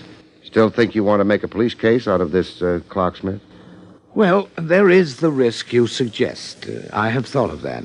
Restore this man to his own identity, but with an unhappy result. He faces the consequences of a crime. Capture, trial, and sentence. But if this risk is not taken, it's equally critical for Clark Smith. Meaning the shape he's presently in, huh? Depressed, malingering, sick with anxieties. He cannot function as a social being. He hides from the world. Yes, he interests me, this Clark Smith. I would like to help him find himself. Help him to face his reality. Only your medicine goes just so far. I need a detective such as you to associate with the case. There are facts to ascertain, the special things in which you are a specialist, and in which my science is helpless. Got any clues to his background? Who he was before he became clocksmith? Oh, yes, I have many. I've uncovered many clues in my 6 months now of clinical examination. In my patient's moments of unconscious association, he has given me many material clues that you'll find helpful in your search. Well, clues like? Well, words, for example. Oh, I have them recorded here. Midvale. Now, there have been many reminiscences involving the word Midvale. Sounds like a town. Yes, or a school, I have thought. A high school, perhaps, judging by the level of my patient's speech. The education it suggests. And the word Pamatone. An Indian word. And very lyrical. The word is always said with a caress, always with a curious tenderness of feeling. Like Clocksmith loves it. Yes. Pamatone. Could be a river. A place to swim or fish for trout. A man can fall in love with a river and never forget it. Remember it all his life, even with his mind dead to everything else. Yes, you're very perceptive. A river, yes. I have thought so, too. 2 good clues, those. Trace a guy back to where he came from, back to where memory cut off. Does Clocksmith know what you're up to with me? Not exactly. He knows in his own way. He wants to recover his identity, appreciates my interest, yet... He's scared. Well, he may resent what we do. You may find him very uncooperative. Where can I see him?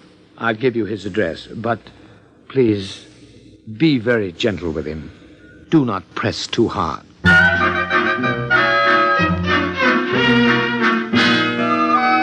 I found Clark Smith at home. Home was a beach shack out on Long Island.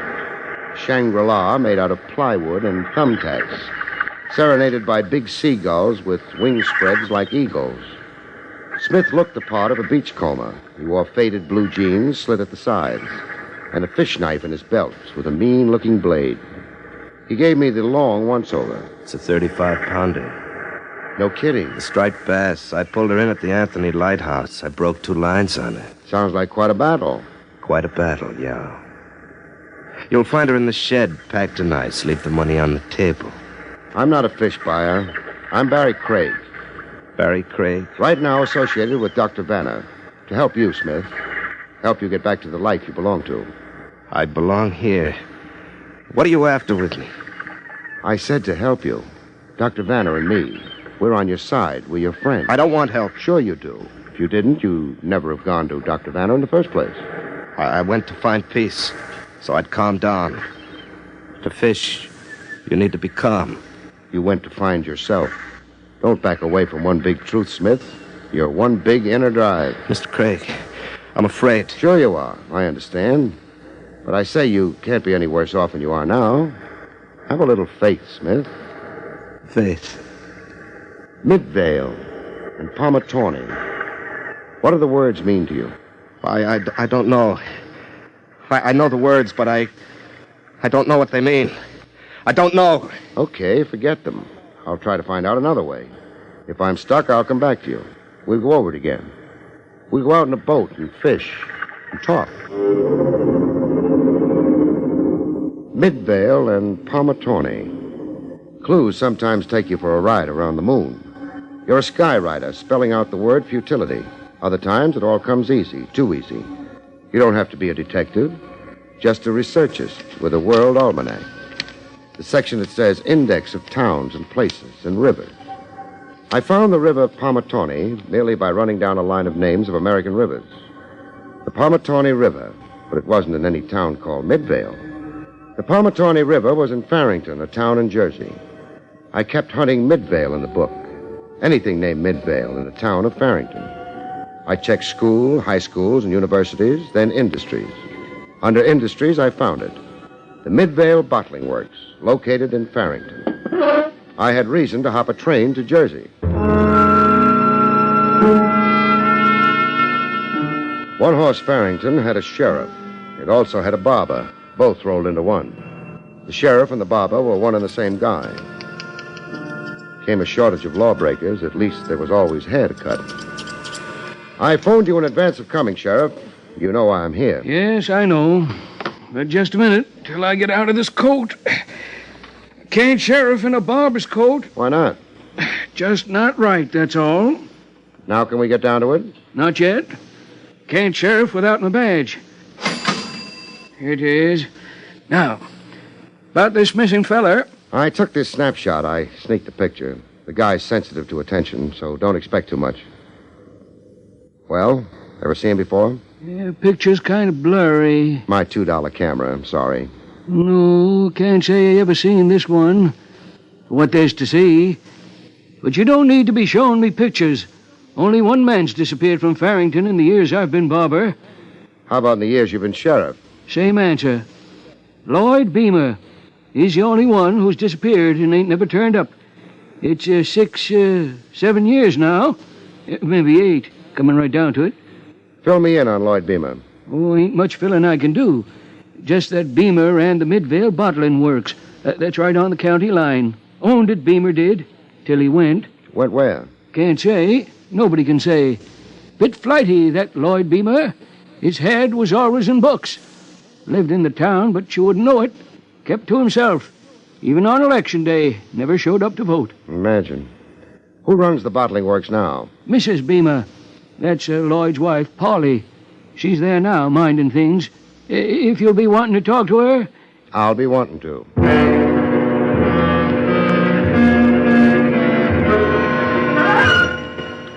The first thing that meets your eye in a bottling works are bottles. Lots and lots of bottles. I found a door marked private and used it. On the inside of the door was somebody who looked like privacy was wasted on her. Too many good looks to keep them all to herself. A face you'd expect to find in Tahiti, never in a bottling works. Yes? Am I intruding? You've already intruded. You're chilly? I always am in refrigerated rooms. How about a warming smile? I'll have you arrested. You didn't let me finish. A warm smile of gratitude on account of the great thing I'm about to do for you. What is that? Reunite you with your husband. My husband? Uh-huh. Don't you want to be? Is this some practical joke? I'm a comedian, only up to a point. Well, what's the matter?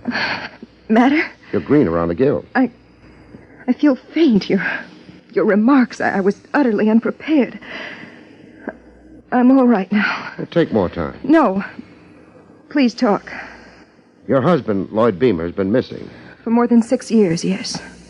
I've got a fellow I think could be Lloyd Beamer. It's impossible. Why? Why? Because in all these years, there's never been a word. That makes it strange, but not impossible.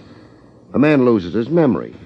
How does he know who to write to, be in touch with? This person, you say he cannot remember? Amnesia of a kind. I'm piecing his past together, reconstructing a picture. I'm a detective from New York, Barrie Craig. How did you come upon this person? You keep saying this person. I've come to think of my husband as dead. I've accepted it as so. Why? Why? So I could find peace with myself.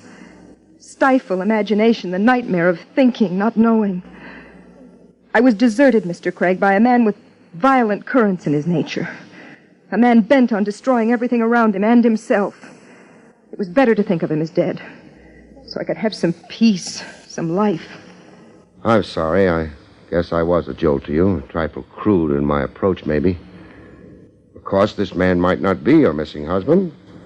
It may turn out that he's not. But you seemed so very sure before. Some clues relate him to the town of Farrington, to these bottling works. Clues, but they may be coincidental. You never know. The lady. Oh, I'm sorry, but I think I'm going to... Hey! Lady. It was a faint, the deadest faint I'd ever seen. A faint like death, and the frightening thing about it, it could be death. A heart attack from the shock of it all. For all the pulse I was getting, the next move could be the coroner's.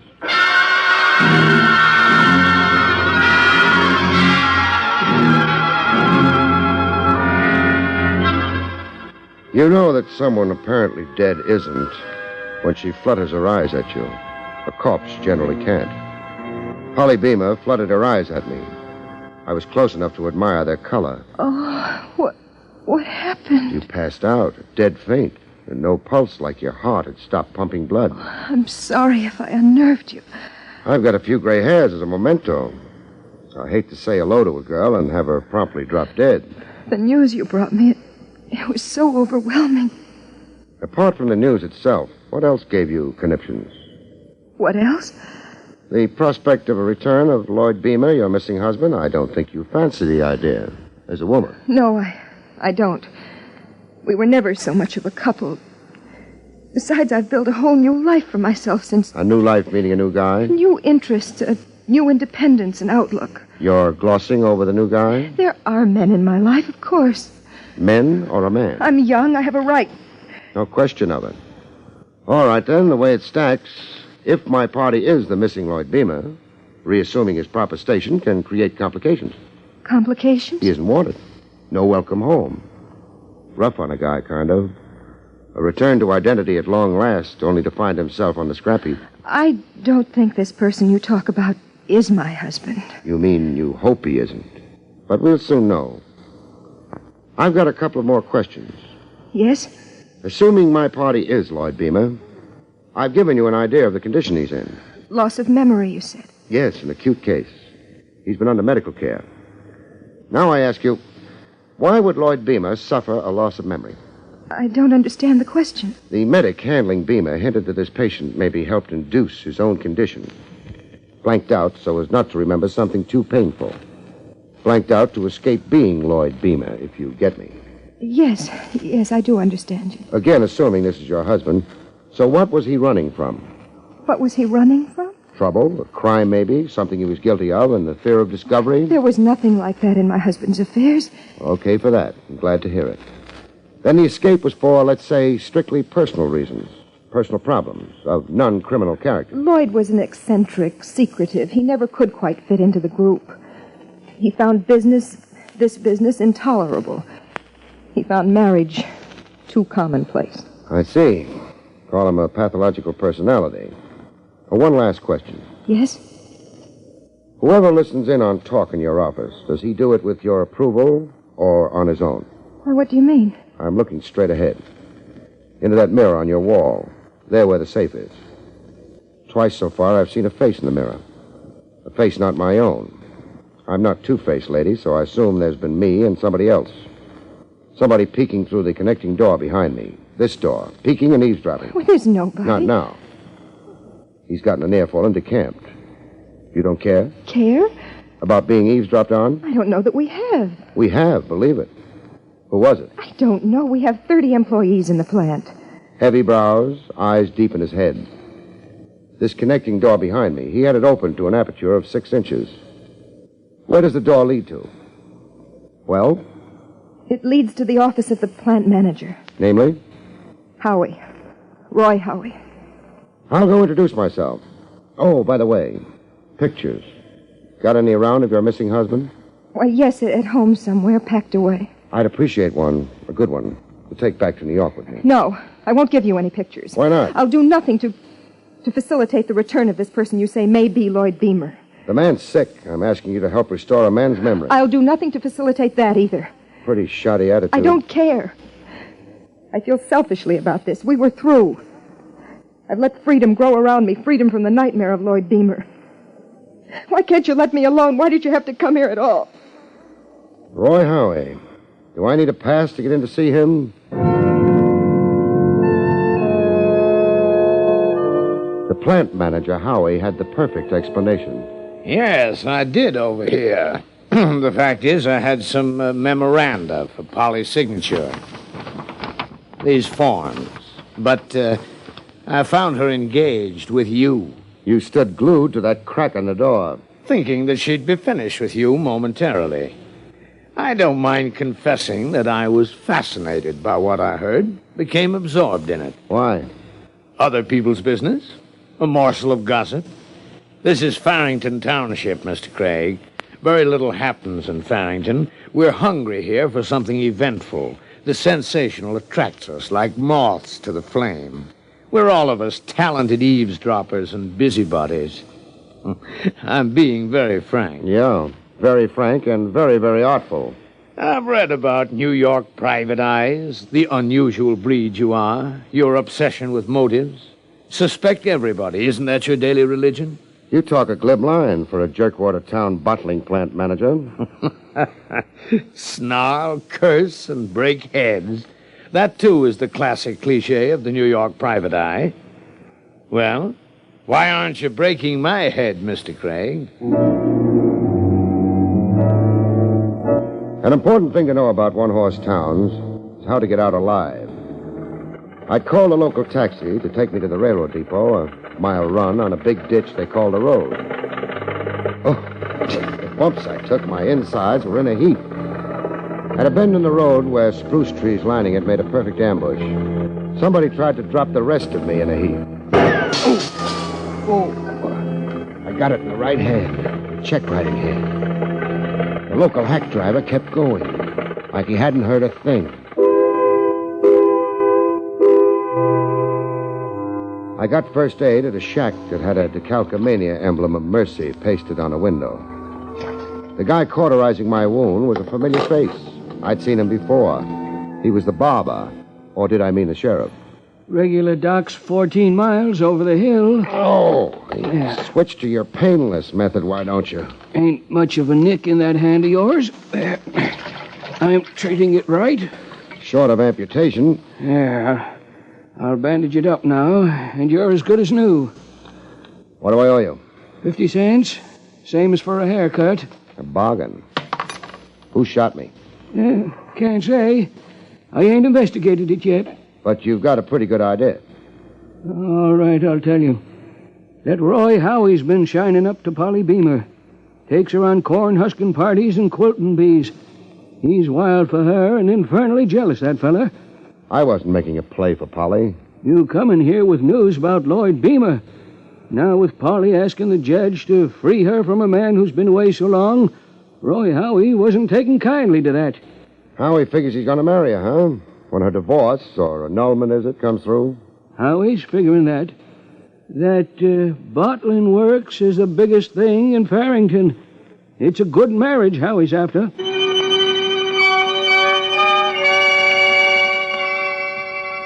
I made hasty tracks out of dear Farrington Township. I had unexpected company on the train, right on the seat beside me, white-faced but smiling. A fetching smile that figured to melt men's hearts. Polly knew how to turn it on. Surprised, Mr. Craig? Not too. I figured if Howie failed to kill me, you'd try it another way. I don't understand. Charm me to death. And you're doing it. Doing what? Sitting closer than train regulations allow and breathing on my neck. Before what you said, Howie's failing to kill you? Come off it, lady. It's you and Howie. One nod away from the altar. Wedded bliss the minute some judge signs a final paper. I popped in with a facsimile of your missing husband at a bad time. All right. It's so. I won't attempt to lie to you. Howie and I are in love. Planning marriage. But I gummed up the work. If this person is who you say he is, I'm frightened. Frightened enough to endorse murder? Howie didn't attempt your life. Not really. He just meant to scare you, make you stop meddling in our lives. And I did not endorse it, Mr. Craig. Howie's impulsive, sometimes foolish. It was his own foolish scheme. Which brings us to you sharing a seat with me. To go with you and confront this person you say might be Lloyd Beamer. To see for myself. Okay, we'll try it. But after I prepare him. You got a favorite New York hotel you can park in? I have. The Warumbo. We'll soon know whether you're still a wife or a bride-to-be. With Polly biting her nails at the Warumbo, I followed the seagulls to where my beachcomber parked his amnesia. The striped bass are running better. Got a 40-pounder in the shed. Well, let's get off the fish. I've got a few things to tell you. Things that might be biographic. So you've gone ahead about me. I've gone far. I might do you some good if you don't offer too much resistance. If you're afraid, don't be. My information is this. The man I think you might be has no crime to answer for. Well? I'll try to cooperate. Good. I'll throw words at you. The Midvale Bottling Works, Farrington Township, Jersey. A guy named Roy Howie. Roy Howie? You sound like it's familiar. Yes, it's somewhere in my head. Another name, Polly. Polly Beamer. Is that somewhere in your head or heart? Polly Beamer. Yes, I believe I know the name. You could be a Lloyd Beamer. From the evidence so far, Polly Beamer is Mrs. Lloyd Beamer. Well, I'm confused. Sure, I know, but you're standing up great. Better than I thought. Are you up to a visit with Polly Beamer? Polly Beamer, who may be my wife? Uh-huh. Again, only if you're up to it. Take me to it.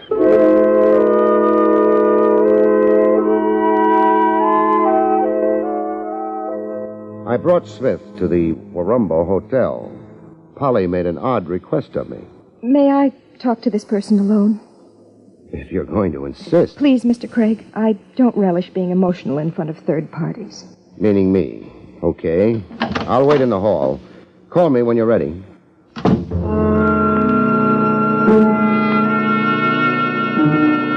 Polly called me in less than 10 minutes. She'd been crying her eyes out. Mr. Craig, you can come in now. Thanks. Any result? This man is Lloyd Beamer, my husband. You're sure? Could I be mistaken? No, I guess not. Turnabout now, Polly. Your turn to wait in the hall. It's two alone. Me and Beamer. What on earth for? I'm completing a job, Polly, wrapping it up. Your questions are out of order. Wait outside. I'll go, of course, if you must. Now you, Beamer. Yes? That's really your name, huh? The one you lost somewhere. Yes, I'm Lord Beamer. I'm still a little new, but... But you're not too unhappy over it. Pretty wife, a bottling plant. Quite a change from a beachcomber. You sound like you begrudge me. If you're Beamer, I'll shake hands and say goodbye. Report back to Dr. Vanner, my original client, tell him the good news. If you're Beamer. Well, now you're talking like you don't think I am.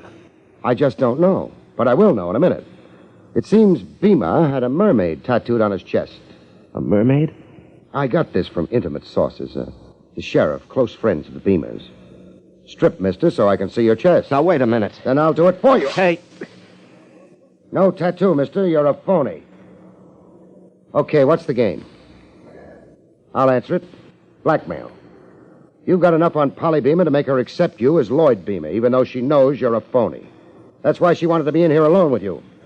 Find out what you had on her. Well? I've got nothing to say. Then keep listening. The amnesia was a fake, a pretense right from the start. You used Doc Vanner as a dodge, and then began using me. I was to lead Polly Beamer to you, worry her so she'd be apple pie in your hands. Your so-called amnesia for all these years was a device to provide an explanation for Lloyd Beamer's long absence.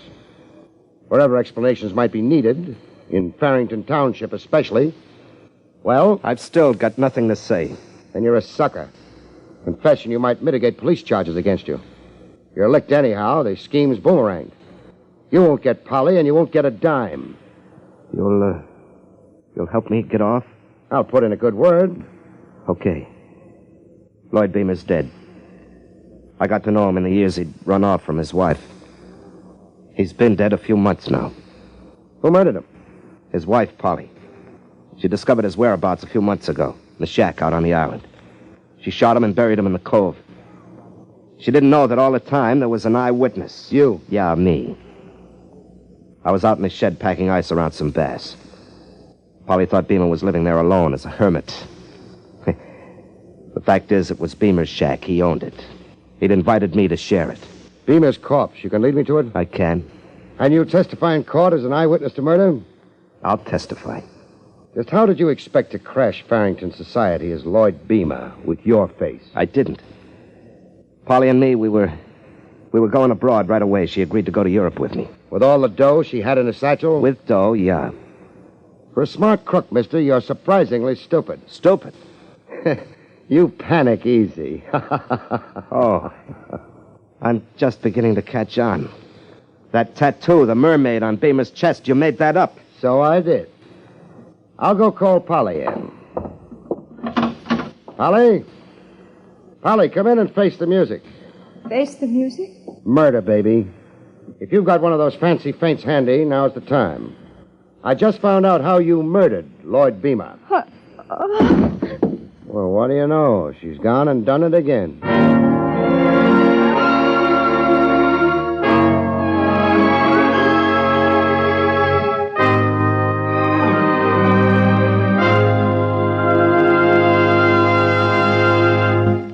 have been listening to William Gargan in another exciting transcribed mystery drama from the adventures of Barrie Craig, Confidential Investigator. Tonight's story, Fog Over Murder, was written by John Robert.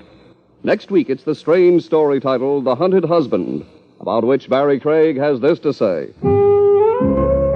Next week, I'm hired to hunt a husband.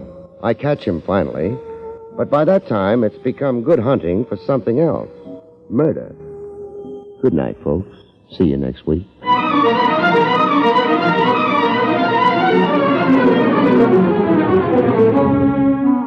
The National Broadcasting Company has brought you William Gargan, starring as Barrie Craig, Confidential Investigator. Featured in the role of Polly was Terry Keane. Don Pardo speaking.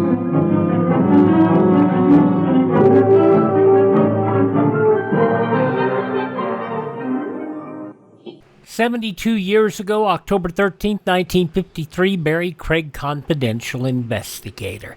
Visit our webpage at classicradio.stream to support the podcast. Other things you can do to support us is leave us a review, rate us on your favorite podcast app. Also, share the episode out there.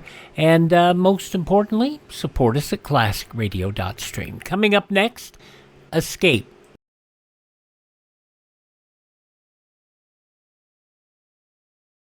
Less than 3% of the population were in towns of more than 10,000. Most immigrants lived on the land, but cities were beginning to flourish. Revolutionary Philadelphia, with its 40,000 inhabitants, was the first colonial city in size. New York was second with 25,000. Boston, with 16,000, third. Charleston, the largest city of the South, numbered 12,000. America was growing. And in spite of all adversity, America was destined to continue its growth. Why? Possibly because America was a dream for freedom-loving people, then as it is today. Now we're going to go back 75 years, October 13th, 1950, for an episode of Escape Roulette. You, finding life pretty dull? Dreaming again of exotic places? Wishing you were somewhere else? We offer you Escape.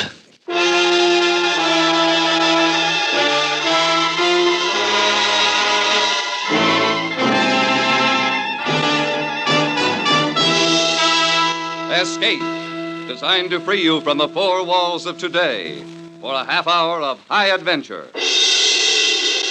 Escape with us now to a train rushing through a European night and a beautiful woman who demands your help, as Anthony Ellis tells it in his exciting story, Roulette.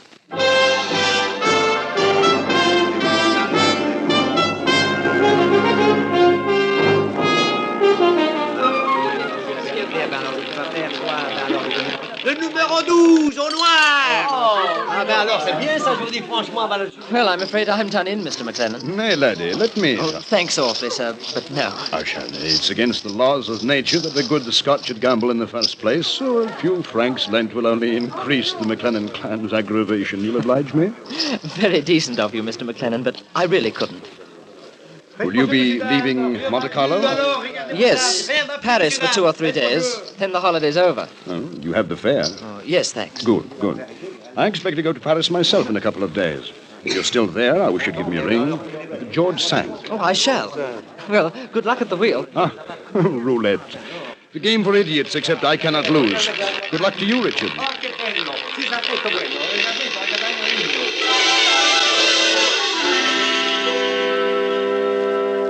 I'd been spending the summer holidays on a cycling tour of France. Father had insisted. Said it was part of my education. After 3 weeks, I'd seen half the cathedrals in the country and had developed a healthy loathing for bicycles as well. So, when I reached Avignon, I sold mine to a chap who was obliging enough to pay me far more than the blasted thing was worth. I knew the family at home would be terribly upset. But after all, I was 20, and I thought it was about time that they realized it. Trinity College was then 2 weeks away, and I decided, with the bicycle money, to have a lark in Monte Carlo. That's where I met Mr. McLennan. He was awfully decent, showed me about the place and chucked money about marvelously. I thought he was probably in some sort of black market business because he seemed quite hush-hush about everything. I had smashing luck the first 2 or 3 days at the casino, and then, well, as Father always said, gambling weakens the mind as well as the purse. When I left the roulette wheel that evening, I had just enough money for fare to Paris and home. There was a breeze blowing from the Mediterranean as I walked to my hotel. Oh, it was lovely. And I didn't have a care in the world. Monsieur, please. What? Please, may I speak to you for a moment? Oh, I say. Me? Oh, I say. I must talk to you. Really? I was watching you tonight at the casino. You lost your money, didn't you? Yes, I'm afraid so. What would you say if I told you you could get it back, and more? 50,000 francs. 50,000? Please, we cannot talk here. Is there somewhere? Well, yes, there's a cafe across the street. No, it's too dangerous. Somewhere that people are not. That people are not? You are at a hotel. Oh, yes. Oh, but wouldn't that be rather... Well, I mean... You must trust me. I'm in desperate danger. Please, hurry. We will go to your hotel.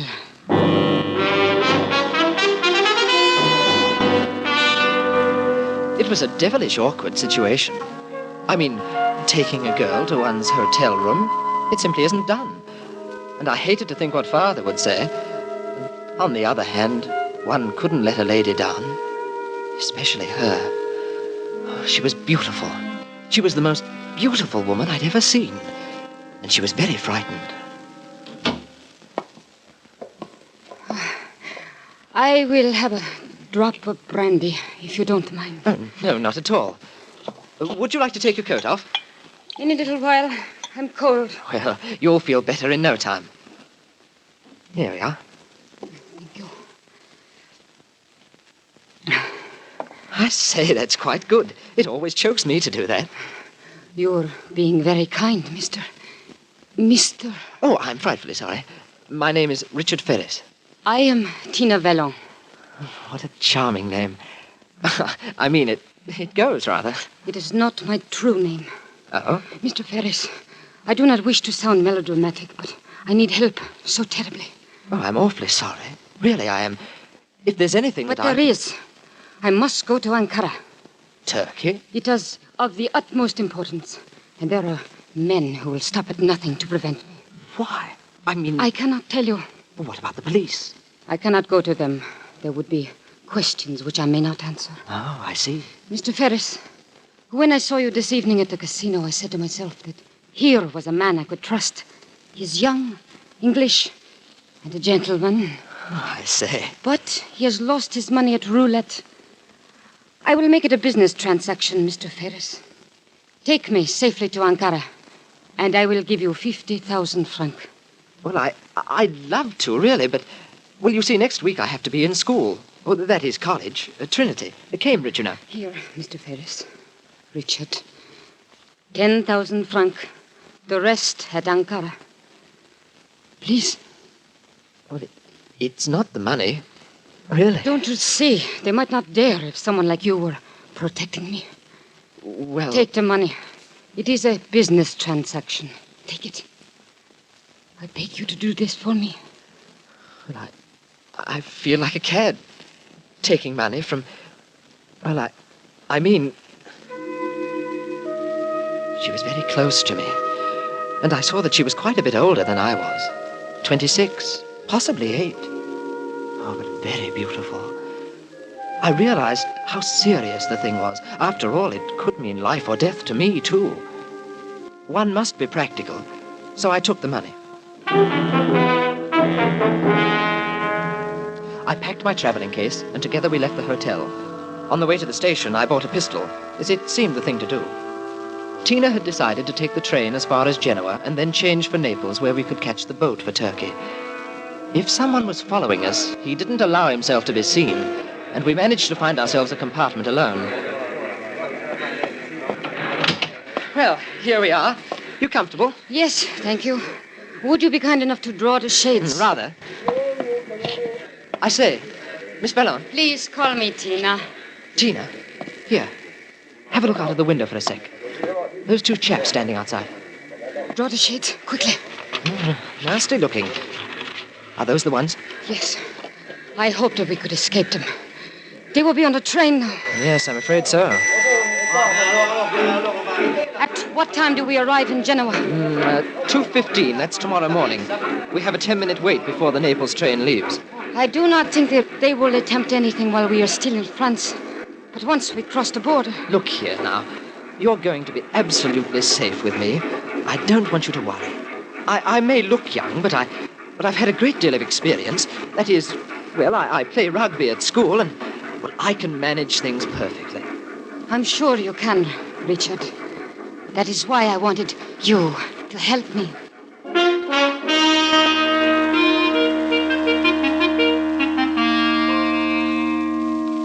We settled down for the run to Genoa, and Tina dozed off. I just sat and looked at her. She was very lovely. Everything about her. I couldn't make up my mind where she came from. Oh, not that it mattered. But I wondered for a moment if Father would have approved. After all, she wasn't English.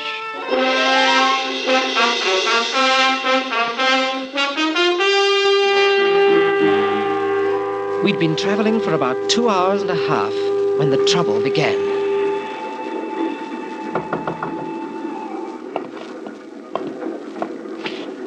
Yes? Mr. Ferris? Here? Who is it? May I have a word with you, please? I should say not. It would be advisable. Now hop it, or I'll ring for the conductor. Richard. Shh. This is not your concern, Mr. Ferris. We have no desire to harm you. Oh, I'll bet you haven't. Just tell the lady that it is a long way to Ankara. Have they gone? Yes, I think so. They will try again. Look, it really isn't any of my business, I suppose, but, well, what is it you've done? Why should they want to kill you? Let us say that I know something that is very important. But you're so... Well, I mean... Well, how did you ever get into a muddle like this? For love, Richard. Oh. Of my country. I think that a man would be very fortunate if you ever loved him enough to have a look like that in your eyes. Perhaps someday I shall look at a man like that. You're sweet, Richard. Now I want you to have some rest. If anything happens, I'll wake you. Oh, I say I couldn't. Why, they may try. I don't think so. But if they do, I have this.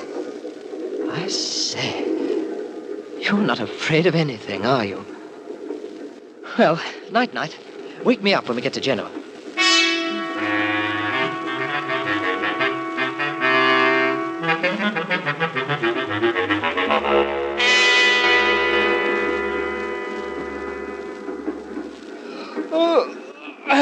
Hello. You look rested. Hello. Anything stirring? While you slept, I have been thinking. What? This is a great deal that I ask you to do for me. Even for 50,000 francs. Oh, but I wanted to. If you wish to turn back when we reach Genoa. I wouldn't think of it. I will not think of you as a coward. It is not your affair. And you are in danger, too. Well, as you said, it's a business arrangement. 50,000 francs, I'll take you to Ankara. Is it so easy to put a price on your life? No, but I wouldn't want you to be harmed. You are a very odd young man, Richard Ferris. Oh, I'm not really so young, you know. I just look it. Oh. Hello, we're in. Come along. We've got to get that Naples train. Now stay close behind me. Su bagaglio, signore. No, thank you. Mascot. Can you see them? No. Well, we'll follow the crowd. I don't think they'll try to stop us as long as we're with people. It happened very quickly. We were crossing the station to the platform where the Naples train was standing. Suddenly, from somewhere out of the crowd, a man lurched toward us. He took me unaware, and before I knew it, he was jostling me to the side. So sorry. How clumsy of me. Allow me to pick up your portmanteau. As he bent down, the blighter hooked an arm around my leg, and I was down. Mind your business, you fool. I will. And you, sir, mind yours.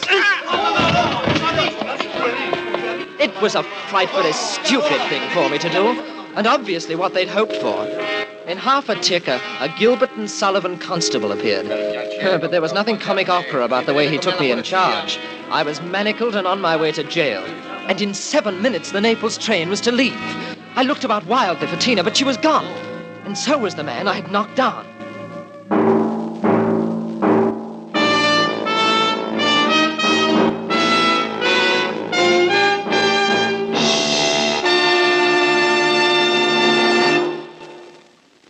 CBS wishes to remind you that 2 of its top comedy shows have returned for another great season. The Sunday night Amos and Andy and Red Skelton shows.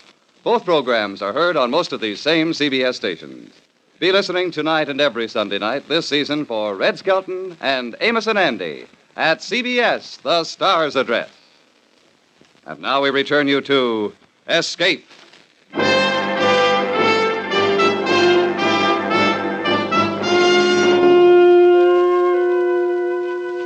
I was taken to a booth at the end of the station and brought before a gentleman dressed in a uniform that I judged to be at least that of a general.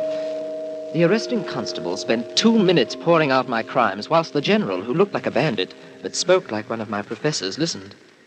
So, and your name is Richard Ferris? My dear sir, my passport says so. Now, can't I pay the fine? It's ever so urgent that I catch the Naples train. Ah, you English. What would you do if there was no prayer to go? I hardly see that it concerns you. You are not serious, my young friend. This is a serious matter. One cannot stride around Genoa striking innocent citizens. Innocent? Well, I'll be blowed. He asked for it. Now, why wasn't he arrested, I should like to know? Yours was the offense for striking without provocation. Without... All right, then. All right, I'm sorry. I was wrong, quite wrong. But the train, now let me pay the fine. Anything, please. I must catch that train. One must consider the magnitude of the offense. Don't you understand? It's a matter of life and death. Life and death? Well, not exactly. You see, it's my wife. Yes, my wife. Oh, we're on our honeymoon. But why did you not tell me this before? It makes a difference. Well, in 2 minutes it won't. Not if I miss the train. 50 lire fine, and a warning. 50 lire. Well, how much is that in francs? Frank, let me see. The rate of exchange look, now... Here you are, 500. That should manage. And thanks most awfully. You're very kind. It must have been enough, because they didn't shoot at me as I ran back down the station and to the Naples train platform. I looked at the station clock. 1 minute. I didn't want to take a chance of getting aboard, and yet Tina might have. I dashed to the waiting room, and as I did so, I saw the 2 men through the window. They were pacing up and down inside, back and forth before a door. It was the ladies' lounge. Devilish clever girl. I should have known she would manage alone. And at that moment, as the whistle blew, she ran out. Tina, this way. Richard. Don't be afraid. They won't dare. You see, they've slowed down already. They're pretending not to see us. Hurry up. Any carriage will do. We'll find our own once we're aboard. Richard, you would have been better off with the police. Oh, not me. There we are. Look at your friends. Yes, but I'm afraid we haven't got rid of them so easily.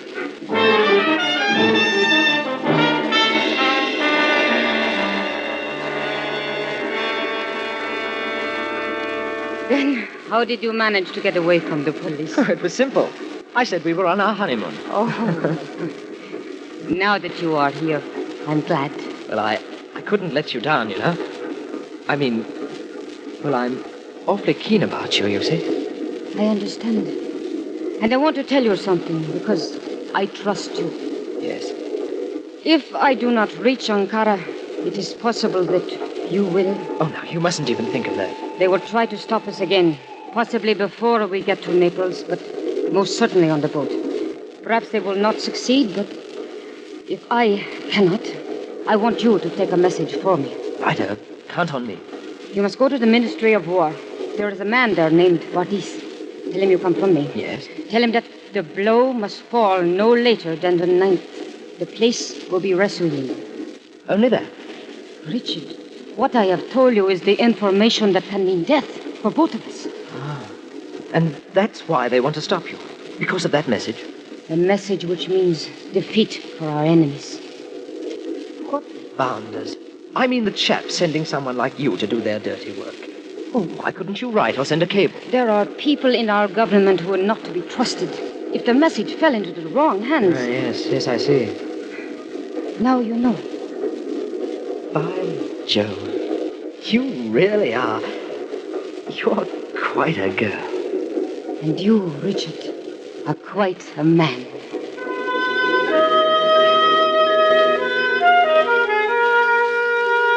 It was somewhere between Campiglia and Grosseto that the emergency cord was pulled and the train came to a stop. I looked through a crack in the drawn shade. It was dark outside, but 100 yards away, I could see the headlights of a car, and moving toward the train, 3 or 4 bouncing dots of torch beams. What is it? Can you see anything? I'm afraid so. We're in for it. What do you think we ought... Wait. Signor, this is the conductor. Open, please. We'll have to use the window. Come on. Signor! I'll go first, then you jump. I'll catch you. Righto, jump! They see us. The car over there. There's a searchlight. Duck down. Now, those bushes, down the lines. Try not to make any noise. Oh, that's torn it. Come on, run!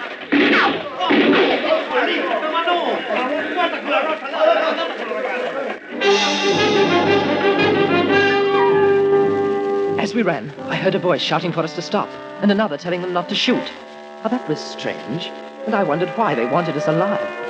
We kept going until we found a dirt road about a quarter of a mile away. It was very dark, but through some trees I saw a glimmer of light that looked like a house. We stumbled across a field to it. It is going to be difficult. They must know the country. Well, if I can rouse someone at that farm, I'll get our bearings. Is it wise? There's no other way. You might find a car there.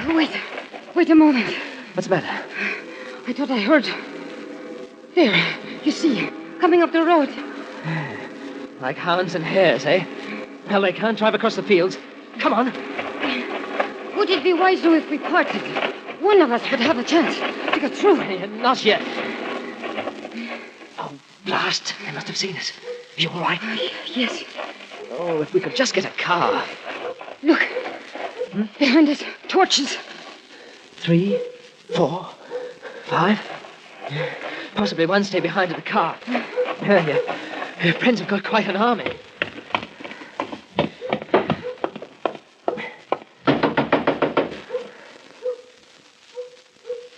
What are we going to do? I don't know yet. Sì, cosa vuole? We need help. Have you got a car? Lo capisco, signore, no? Oh, these foreigners. Look, do you see this? A gun. Bang, bang. Do you understand? Madonna mia! Now look, you say nothing. You haven't seen us. Cosa? He doesn't understand. Well, he knows what a gun is. That's all that matters. Come on. We'll stay behind this door. If he makes a sound... You there! Quiet! Say nothing! Shh! We may have to use guns, Tina.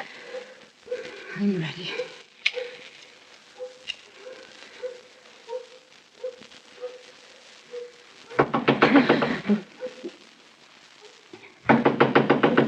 Oh, the idiot. Why doesn't he open it? Open! Open! Yes, that's right.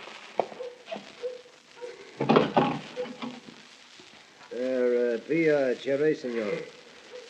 Hier come per 2 uomini. Ha visto qualche persona? 2 persone? No, non se ne stanno qui, no. Una signora, un signore inglese. No, nessuno. Non aspiri. Potrà avere sua permissione di cercare? Ma le ha dato, non sono nessuno, signore. Forse sonola. Voglio cercare? Sicuro, sì. Grazie, buonanotte. Buonanotte, signore, buonanotte. Oh, good chap. Thanks. Here you are. I hope we didn't inconvenience you. Ma cosa fa? Andate via, per piacere. Tina, have a look through the curtains, will you? I can see 2. No, 3 of them moving off. Now, the others may have gone to the back. Signor. Sì. Do you own a car? Ma cosa? Non capisco, signore. I swatted my Latin. A car.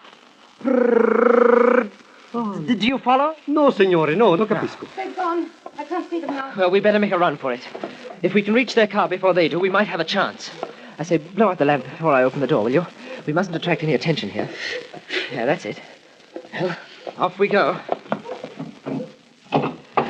Now remember, no sound, signor. Bang, bang, if you do. Molto bene, signore. Sì, sì. You ready? Sì. Yes. Right. It was as easy as pie.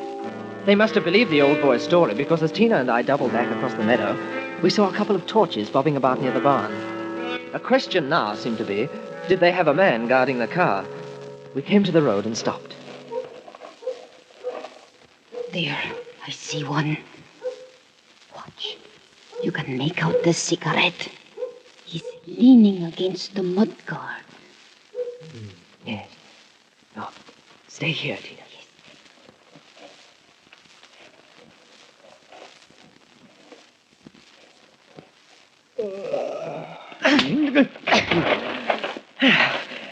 It's all right, Tina. Put him to sleep. Hop in. Yes. Put up your hands, laddie boy, and you too, miss. We want to have a little talk with you both. The searchlight had been switched on and was blinding me, but I could hear well enough, and I knew that voice. It was Mr. McLennan, my friend in Monte Carlo. Mr. McLennan. Well, now I understood why they let us escape from the farmhouse so easily. You haven't been in the business as long as I have, Richard. I knew the old man was lying about not seeing you, and I expected you tried to get her motor. You did. Well, what do you intend to do? Ask the young lady. She knows. Oh, it's going to be that, eh? You should have known better. But I'm sorry you got yourself concerned in the matter. I rather liked you. Look here. I've got some money.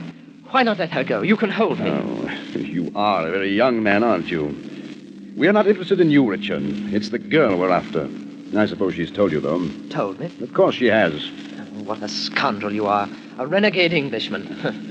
What difference does it make to you whose side you're on? You're being paid. Well, we'll pay you, too. Oh, man, you don't understand. It matters a great deal whose side I'm on. She told you to take a message to the man in the Ministry of War if she didn't get through. No. What's his name? This is absolute Tommy rot. Oh, what a porridge head. Ask your friend where she comes from. It doesn't make the slightest difference. No? Then let me tell you. She's Romanian, Maria Olescu. We've been after her for 3 years. You're the one who's working for the wrong side. Poor chap you bashed on the head is a Turkish military agent. So were the men on the train. You expect me to believe that? I don't care whether you do or not. But here, have a look at my card if you like. Alistair McLennan, military intelligence, British warded. Well? It's a fraud. A fraud? Why do you think we didn't have the police stop you both in Genoa? We couldn't, because this thing you've got by the tail is too big. It mustn't get out. You know what war is, Richard. Do you expect me to answer that? If your message gets through, we may have one. Very soon. Our department thinks that this girl has the word for the assassination of someone in Turkey very high up. You have that message, too, haven't you? Haven't you? Tina? It's all true, Richard. Everything that he says. It's too late now, anyway. I'm sorry. But, Tina, you mean that all this time? What was the message? Well, I was supposed to contact a man named Bardiz and say that the blow must fall no later than the 9th. The place will be Resolin. Ah. He did not know, Mr. McLennan. Please, believe me. I told him that you were trying to prevent me from reaching Ankara. He didn't know. I'll take your word for it. But we'll have to hold him until after the 9th, just to be on the safe side. I say, Mr. McLennan. You must think I'm an awful fool. No, laddie boy. Just awfully young. Next time you'll know better than to help a beautiful woman in distress.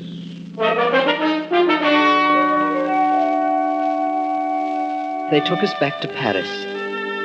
And during the whole journey, Tina didn't speak a word, just looked out of the window. I thought of my family, of Trinity College and England. but none of them seemed particularly important now. Only she seemed important, and I wondered what would become of her. And then, as they took Tina away, she turned to me and smiled. It was a smile that I'd seen only once before, when she spoke of love of her country. But this time, she was looking at me.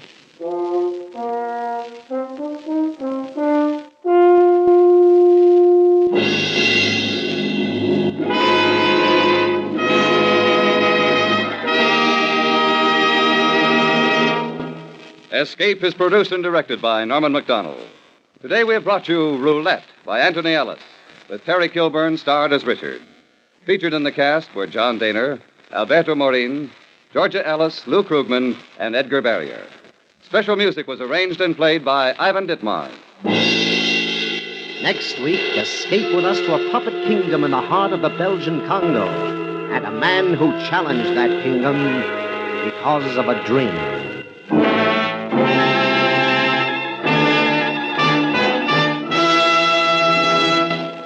Edgar Bergen and Charlie McCarthy check in at CBS, the Star's address, tonight, bringing with them their very special guest, Jane Wyman.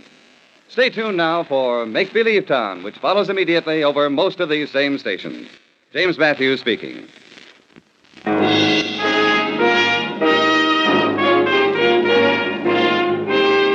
This is CBS, the Columbia Broadcasting System.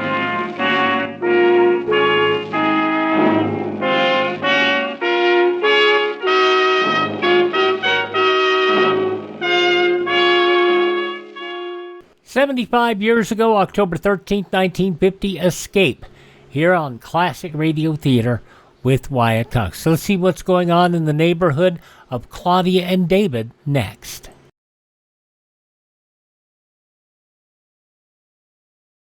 How many people are there in a crowd of 10 million? Do you have any picture in your mind, or is that figure too overwhelming? Well, 10 million is more people than there are in Chicago, Philadelphia, and Los Angeles combined. And that's how many men, women, and children in our country are suffering from some form of mental illness. Yes, 10 million. Among that 10 million, maybe there's someone you know, a neighbor, friend, or a relative. So you see, mental illness is a problem that concerns us all. And that's why we are all being asked to give to our local mental health campaign to fight mental illness. The best weapon is research. Research to find out how to prevent mental illness. Your doctors can be helped by your dollars. They can learn enough to really lick this number one problem, mental illness. The victims of mental illness need your help desperately. Give to your local mental health campaign. An episode of Claudia now to wrap up this edition of the program. This goes back 78 years, October 13th, 1947. The loving couple has their first quarrel. Your Coca-Cola bottler presents Claudia.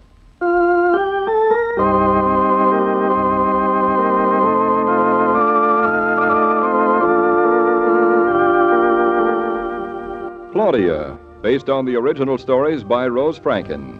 Brought to you transcribed Monday through Friday by your friendly neighbor who bottles Coca-Cola. Relax, and while you're listening, refresh yourself. Have a Coke.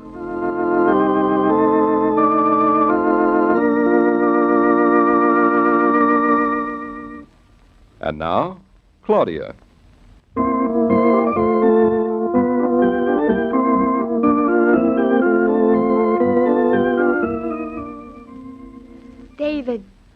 David, I hate to wake you up, but I have to, darling. I'm in here, shaving. You're what? Shaving.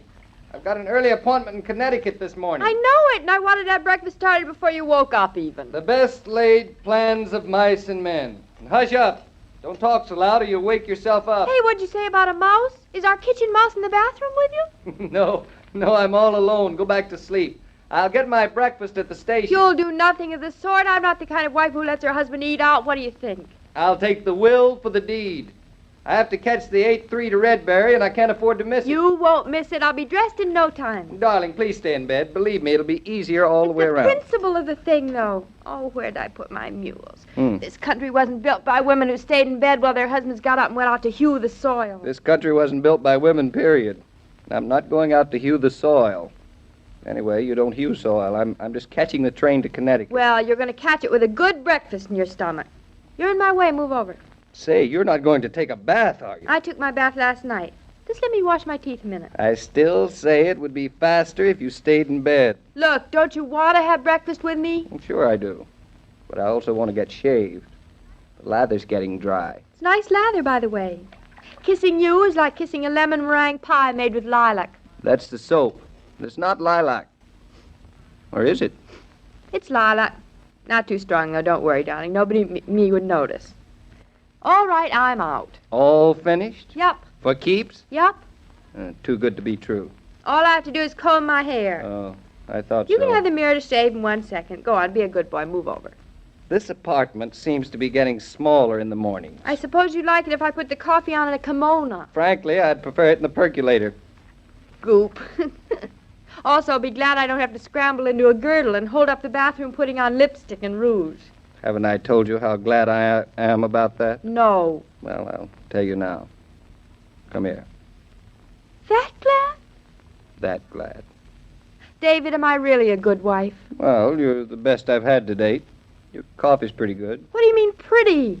What's more, a bride's coffee is usually undrinkable. David, how long is a bride a bride? Till she gets some sense. I say you're a bride until things begin to go wrong. Then you'll be a bride until you're an old lady. That's very sweet. Optimistic, too. Now run along and fix breakfast. Quick, quick, quick. Scat. All right. Hey, leave the door open while you shave so we can talk to each other. I don't like to talk to each other while I shave. Then you just listen. I like company while I do things. Hey, Claudia.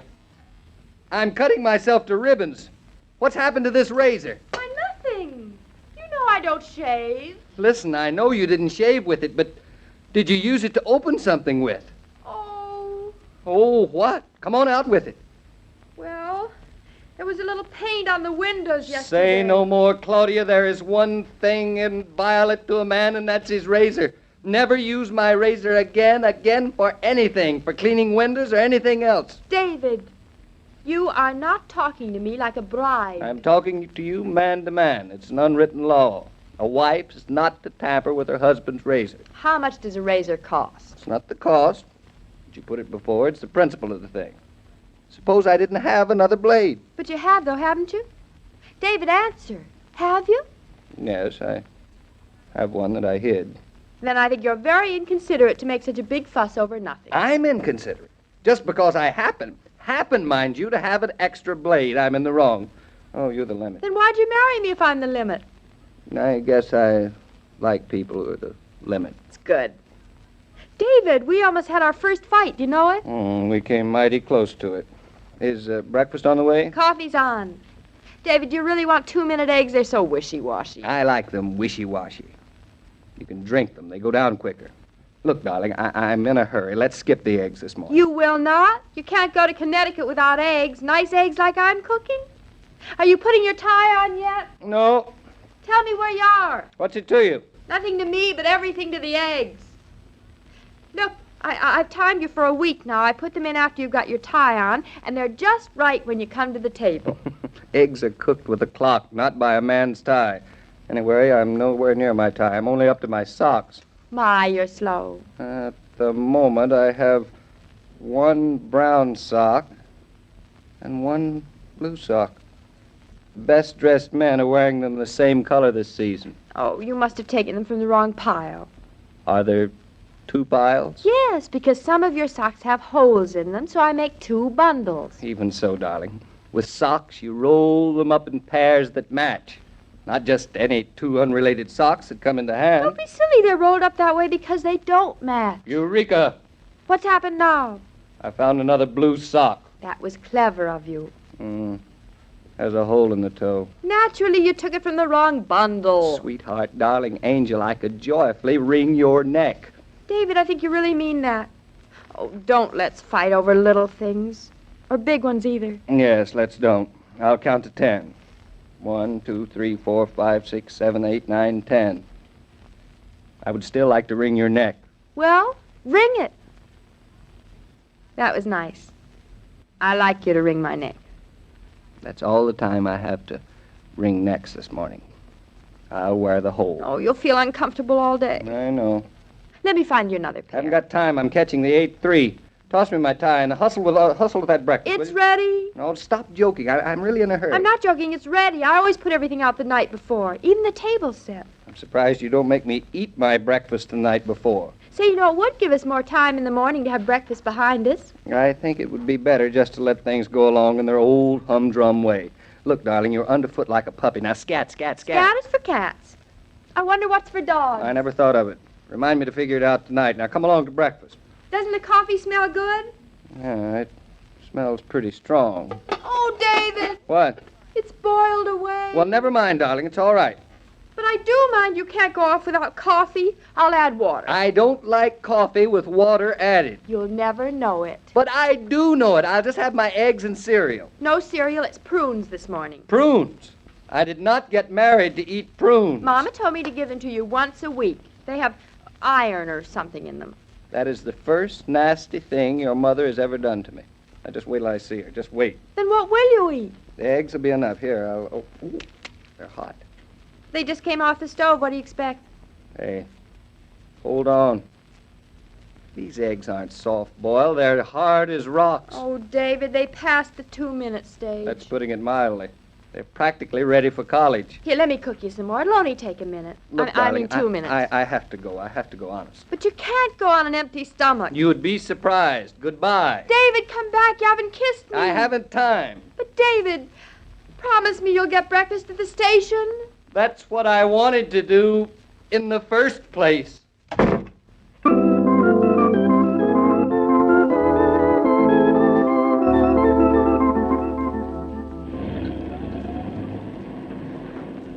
Claudia, what is the matter with you? Nothing, Mama. Don't tell me nothing. I don't like the way you've been acting all afternoon. Oh, shopping makes me a little tired, I guess. Since when? Come on, out with it. What's bothering you? Nothing. What did you and David quarrel about this morning? Mama, how'd you know we had a quarrel? Whose fault was it? Your fault. My fault? There is one thing I will never do, cause any trouble between you and David. Oh, what are you talking about? He adores you. He thinks you're just about perfect. Except for prunes. Oh. The prunes were only the finishing touch, though. It was really his socks that started it. Socks? He should have taught me to darn socks better, Mama. Darning gets me done. I've absolutely no talent for it. How do you know? Have you tried it? No, I haven't gotten around to it yet. What do you expect? Have you got a darning egg and darning needles in the house? I've got regular eggs and regular needles, and that's good enough for any sock. Mama, look! Don't get off the subject. Look at what? That pet shop. There's a monkey in the window. Mama, quick, come on. Stop pulling at my elbow. I am not interested in monkeys. What I am interested in is buying some darning cotton to patch up your marriage. Well, wait a minute. Just look at him, can't you? Isn't he fascinating? I fail to see anything fascinating about an ugly little monkey. He is, though. Watch him swing. Oh, look. Look at him turn his somersault. Oh, Claudia, look. I do not like monkeys. They're dirty and they're homely. Of course they're homely. That's what's so cute about them. I'm going in the shop a minute. You're going to do nothing of the kind. Well, silly as no law against just looking around. There ought to be... Claudia, come back. You go buy some darning cotton. I'll meet you later. You're not fit to be trusted in a pet shop alone. Oh, wait for me. I'll go in with you.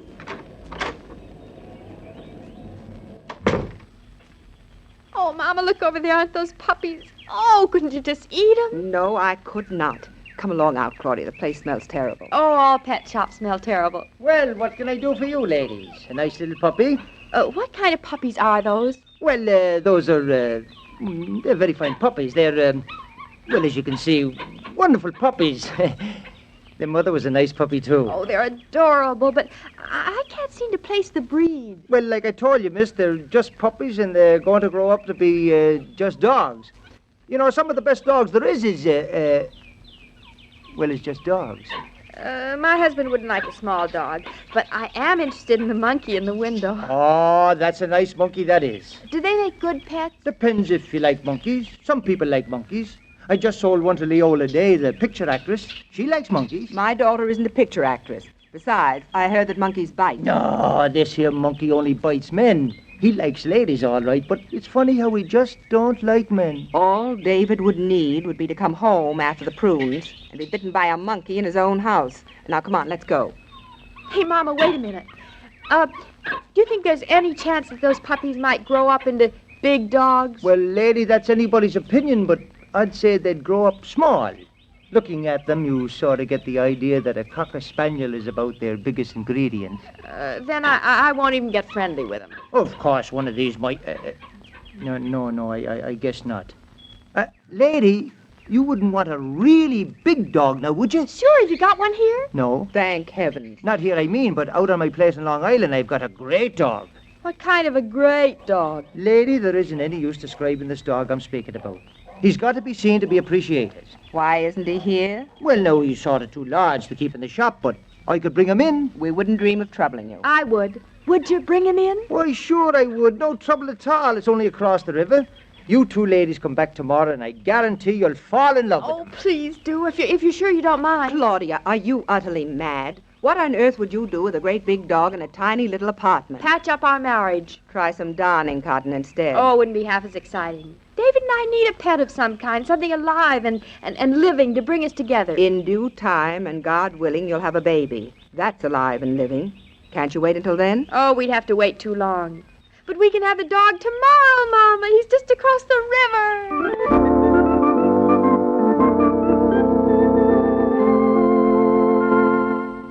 All story material used in this broadcast of Claudia was under the supervision of Rose Franken and William Brown Maloney.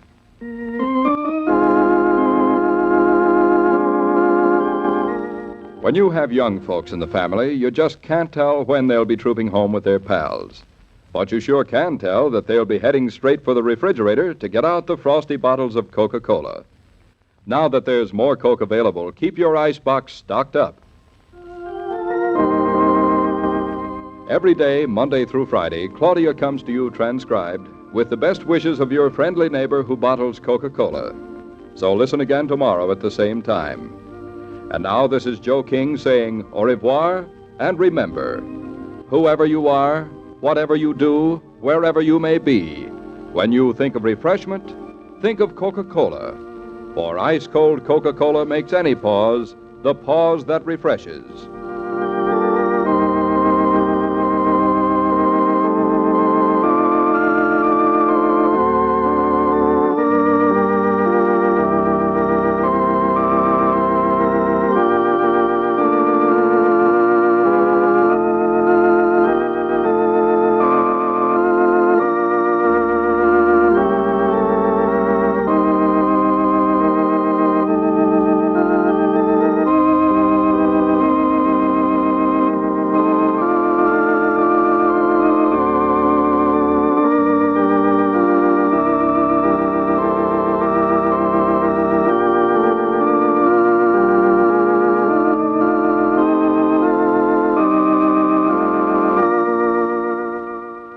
And there you have it, Claudia, from 78 years ago, October 13th, 1947, here on Classic Radio Theater with Wyatt Cox. Hope you'll join us for our Tuesday podcast full of funny stuff.